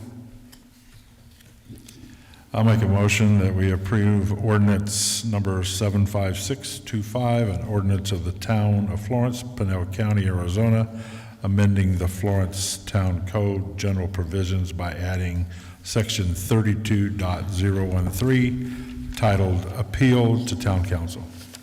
Second. We have a motion and a second. Any other discussion? Seeing none, all in favor? Aye. All opposed? All right. Thank you so much, Cliff, for that. Item 9, legislative update. Mr. Jeff. Good evening, Mayor, Vice Mayor, members of council. Today marks the 71st day of the session. Last Friday, March 28th, was the deadline for bills to be heard in the opposing chamber. Because of that, legislative activity has slowed significantly this week. With that, the league has paused its email bulletin and Monday calls in anticipation of a legislative spring break, as they've described it, which is expected to begin soon. This has happened the last couple of years, where after the major bill deadlines have passed, lawmakers have paused and began working on the state budget in earnest. Regarding the food tax, just a quick update. The competing striker bill, that effort is now dead, which means the original resolution, HCR 2021, is expected to pass the Senate. We'll continue to monitor that bill for any developments, but passage does look likely. With committee hearings paused and no bills of concern are being heard this week. However, with the news of the budget break, I'll be sending talking points regarding Hunt Highway and other possible requested appropriations this week. As for the budget process, it looks like the Senate will be taking the same approach as last year, where each senator is allocated a set amount of funding authority they can direct towards projects of their choosing. Over in the House, on the other hand, they're expected to take a leadership-driven process where leadership, working with their members, will establish the chamber's one-time spending priorities. And so the senators may have more flexibility and discretion in terms of their projects and how they want to spend their poker chips, so to speak. So just something to keep in mind as we are reaching out. That concludes my update. Be happy to take any questions. So, Jeff, I know, and I haven't got a chance to kind of go through them, so the governor signed 22 bills yesterday, and I didn't go through, are any of these bills that affect us? I looked at a couple of them, but I wasn't able to disseminate them all yet. So I did not hear from anything from the league regarding those bills. I'm guessing they do not, but I will verify that, and if any, I'll pass that along. All right. Thank you. Any questions for Jeff? Jeff, have you talked to Senator Rogers since she has money and over the $7.5 million that we've requested for Hunt? Is she going to be able to push that through, or is that on her agenda? I would say that's to be determined pending our conversations with her. And so that's an outreach process that we'll be conducting. Okay, I'll reach out to her again if you'll send me something. Absolutely. Vice Mayor. So I have a question. Thank you very much. I know this is such a moving target. And if you would track where we are with the ag groundwater bill, the only one that really deals with Pinal County. I know there are several House bills, Senate bill, and the governor's got a plan, but it's the one that TJ Shope is sponsoring, and I think, again, it's the only one that addresses Pinal County, so if you can kind of give us an update if something moves on that. Thank you. Yeah, absolutely. There's a couple major legislative items, that being one of them, housing being another, where negotiations are ongoing. And so those items could be taken up in a special session. That is always an option. And so we expect some movement on those, but unclear as to what. One more question is on what she asked. Senator Rogers was going to get with TJ last Monday to discuss the Pinal County water issue that Supervisor Miller had brought up. You know, I haven't reached out to her to find out that happened, so, but she was going to get involved in it with him, so. Okay, we could reach out on that.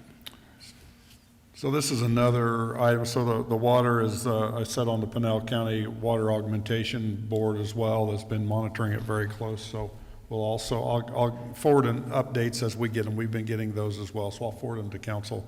And Jeff, I don't know if you see those updates or not from that group. I'll forward them so everybody sees that. That group is very active, and of course our Supervisor Miller sits on that, so with me. So, all right, very good.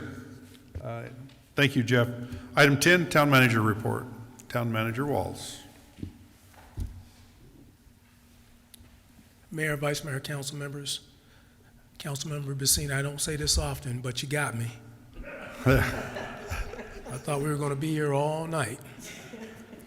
I do want to go ahead and pass a personal thanks to Tim Wainscott. He came to me earlier this week, and I think he was a little apprehensive about coming and presenting in front of this board. I had Mitch stand by with an AED in case we needed one a little later on. But Tim, you did a wonderful job, and I appreciate you. Council, we had about 12 candidates put in for your chief of police position. We whittled that down to about 7 candidates.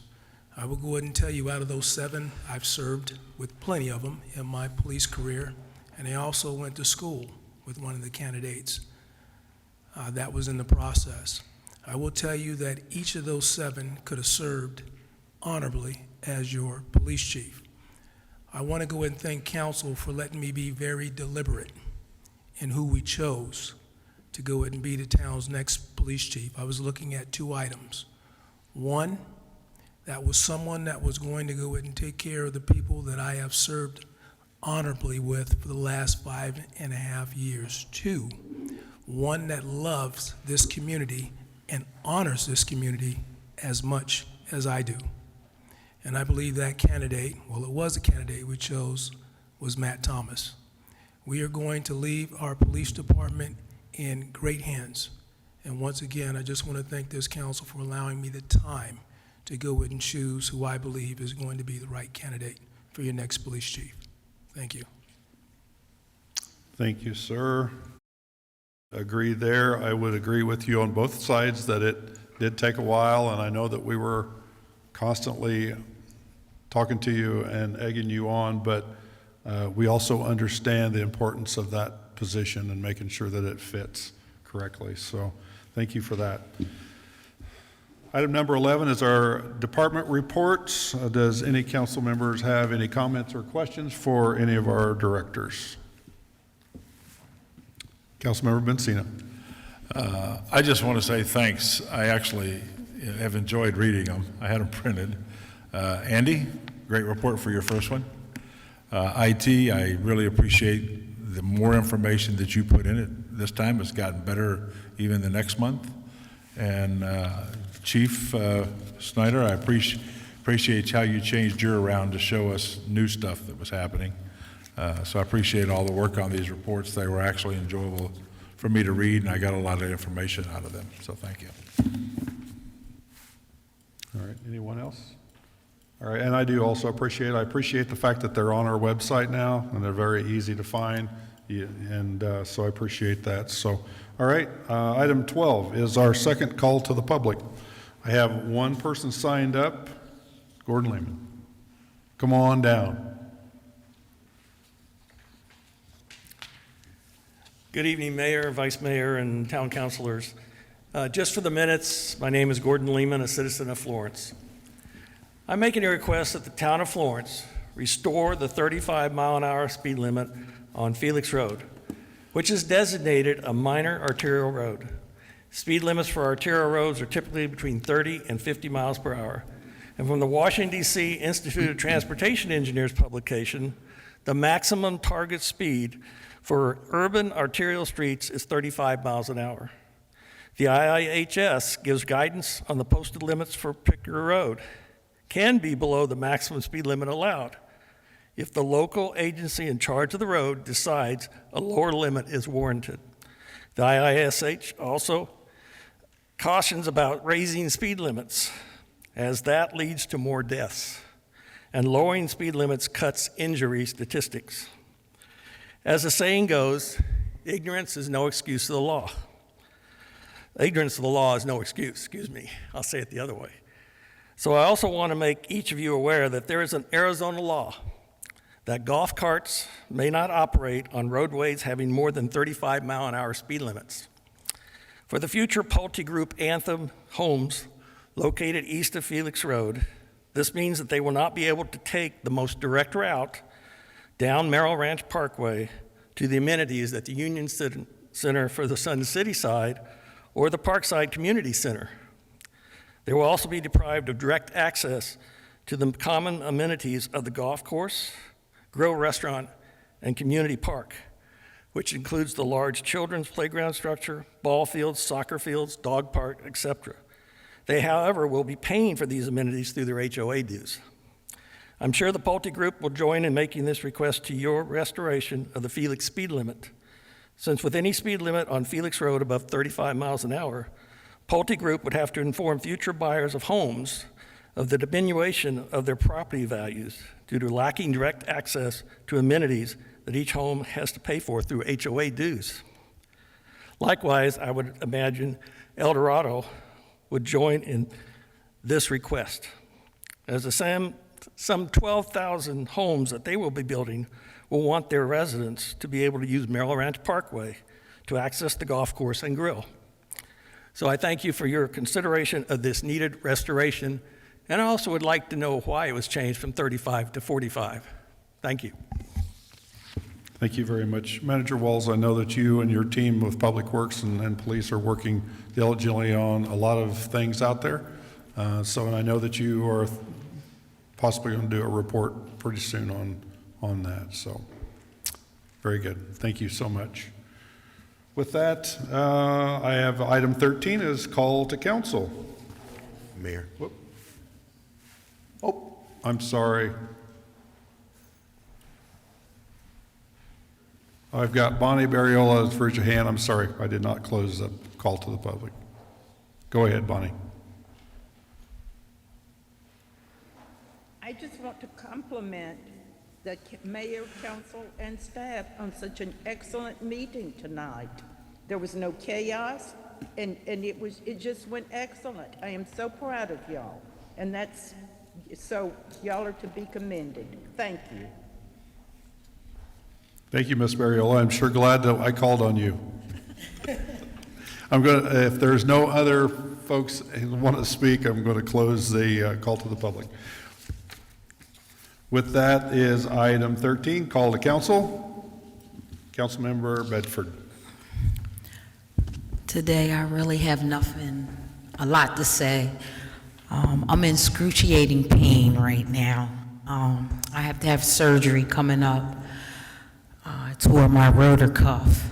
So everybody just keep on doing what you're doing. And the kids be silent back there. Thank you. Councilmember Ben Cena.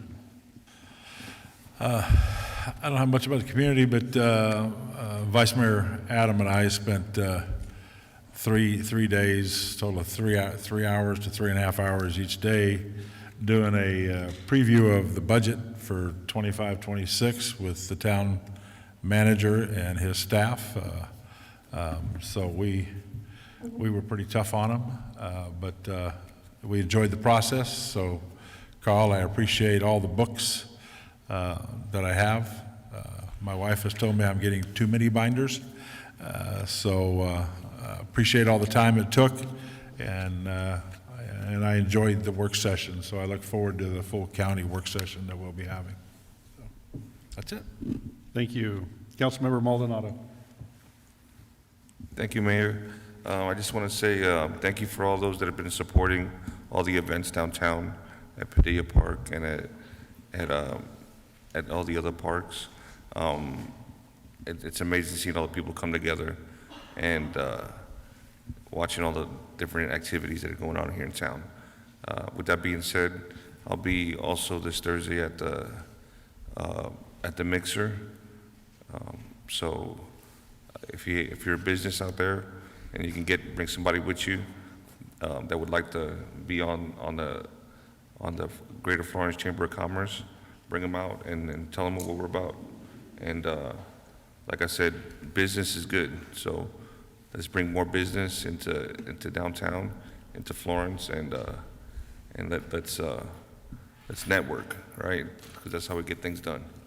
The other thing is this Saturday, Road to Country Thunder. I really do hope, Paul, that you guys can pull it off really good and without any hiccups. I know Florence PD is on it, and fire also. So I'm really hoping and looking out for a good time. So thank you. Thank you. Councilmember Buccellato. I really don't have much to say tonight. Just really proud of all the work that all of the staff and directors are doing. I'm grateful for all the questions that get answered promptly. And I think, we're headed in a great direction together. I also wanted to remind everybody about the Road to Country Thunder event and just say that I'm hoping to be back very soon. And I was waiting for Bonnie Barriola to say April Fools after her comment. Thank you, Bonnie, for the compliment. I was waiting for somebody to do it besides Tony. Tony got me good. So with that being said, I miss you all. I cannot wait to be back, and keep up the good work. And we miss you. Good luck. You're almost there. Councilmember Neal.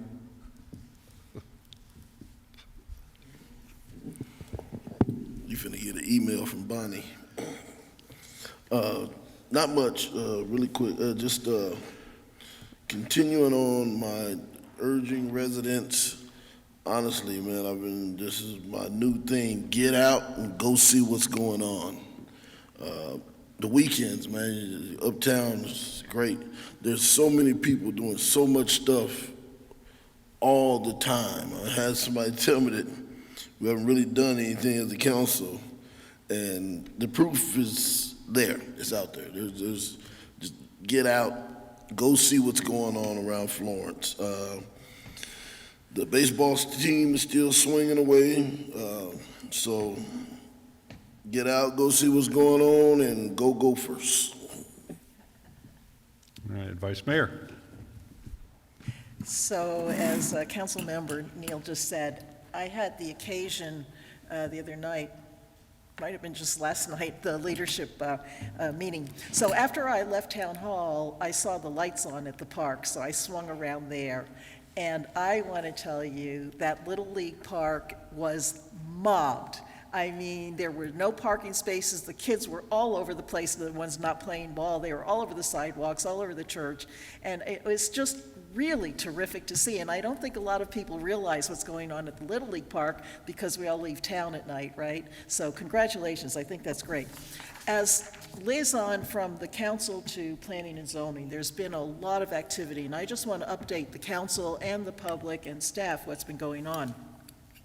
First of all, at the request of planning and zoning, town was very responsive in providing some training, much needed training beyond open meeting law. So Director Monroe provided a really great PowerPoint deck on the roles and responsibilities of commission members and the chair in conducting the meeting, which, as you know, the chair is the parliamentarian and very essential to maintaining order in the room when we're conducting our meetings. He also provided a link to APA training, and then, I'm not even sure if it was Mr. Mattice or our town manager, but we did have the pleasure of having two land zoning specialist attorneys come in and do a training session with council members and with the Planning and Zoning Commission. And I think several of us were there, and it was extremely informative. The reason why I bring it to the public's attention is Director Monroe has also been working on an inventory of all our existing PUDs to understand where we are with them. And you're talking, I don't know, I think it's 20-some-odd PUDs that were signed before 2010. And what these zoning attorneys told us, not to undermine the credibility of our own wonderful town attorney, but to emphasize that Arizona is a property rights state and will always side with the property owners. So therefore, when you have an existing PUD that's approved, sealed, stamped, and delivered, there's such a notion as vested rights. They have already invested dollars into that. We have no options as a town. Whatever was signed in that contract, that is binding. So many of the PUDs that we're hearing are already established. So just so we understand in lay people's terms, we don't have an option to ask for more amenities. We don't have an option to widen the roads, to build more roads. Whatever was signed in that PUD is the law. So with that being said, there's a major discussion that has been going on for Pulte building out east of Felix Road. And as we know, Pulte's been a very successful developer. It's a beautiful development that we have right here in Anthem. So on February 20th and March 20th of this year, Pulte came before the commission to ask for a preliminary plat approval to build out east of Felix. In between there, we had our training from the attorney, so we learned a lot about what we could or couldn't ask for. The last meeting was quite contentious on March 20th. Both meetings had a full house. Every seat in the house was filled. There were kind of 4 areas of contention. One was about the clubhouse and gym use, one is about golf tee times, one is about traffic on Hunt, and one, as you're hearing, is about the traffic speed limits. Out of bounds, out of scope items are amenities. We don't get to renegotiate what's already been negotiated. So that is a done deal. As I think we were talking tonight, and Director Monroe has stated, we have initiated a traffic study. Town manager has done a lot of work. He will be coming back to us on what's going on at Felix Road with some recommendations, and that's what we're waiting for. Now, the Planning and Zoning Commission denied Pulte their application for their preliminary plat. What has happened in the meantime is one of the commissioners has come back and asked basically for a rehearing. So where we're at right now is this Thursday night, we will have a rehearing by the Planning and Zoning Commission. I don't know what's going to happen or what's going to be said, but that's where that stands right now. So I wanted to give everybody an update on that. As Councilmember Bensina said, we did sit in on budget. It was quite a wonderful experience, and I really compliment the town manager and Carl and the staff. It was so well done. I don't think we grilled them. I thought we were pretty easy on them, actually. But I did want to let the public know and everybody, council, with our mayor's direction, we got together and we got our priorities straight before the budget cycle. And it's pretty obvious. We have 2 wastewater treatment plants which are being looked at, right, by ADEQ. So we have to address that. That is not optional. We heard everybody. We gave direction that Hunt Highway, Attaway, and Felix are priorities. So the town manager is directing the teams to, that's where you put your work. In the mayor's campaigning, he understands if you prioritize, you must deprioritize. You can't make everything a priority. So for the time being, we're backing off building out Territory Square. For the time being, it's still important, but you can't be all things to all people at once. So I just wanted to start preparing the greater audience as to what you're going to be seeing with the budget. Those are our priorities, and they will take a lot of money. We will probably get this to a work session with the council this month, and then we will be bringing it to the council to a public hearing, probably in May, I think is where we're going with that. That's where we are in the budget. And then the last thing is the coffees with the mayor and the vice mayor have been terrific. So I just want to let people know I'm switching it up tomorrow. I will be at the Starbucks in Safeway rather than the Starbucks in Anthem. And I believe the mayor will speak about his. Thank you. Thank you, Vice Mayor. So I want to...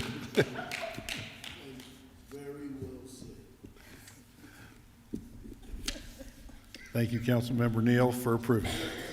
So with that, I do also want to compliment Tony and Kathy and the staff. So when we first got together, one of the first topics that we decided to do and to put together this budget committee. So something that we put together to where the manager presents his balanced budget that works with the directors to our committee, Tony and Kathy, then pour over it. And I happened to catch them in and out of their meetings, and I know that there was at least 9 to 12 hours in the meetings that they put into that. And the hope is there, and it's doing everything that I had hoped that it was going to do. And it was basically digging through a lot of that and then championing this budget from the town manager and his staff to us. So I also appreciate everyone for doing that. I do know that was a lot of work. As the Vice Mayor has said, last Wednesday I was at the Anthem Starbucks. Folks showed up. I really appreciate just sitting outside, just talking. There's no agendas. Bring the agendas to me. So both of us have coffee. A couple other meetings that we've had, Tony and I actually had met with the Santana Corporation Committee.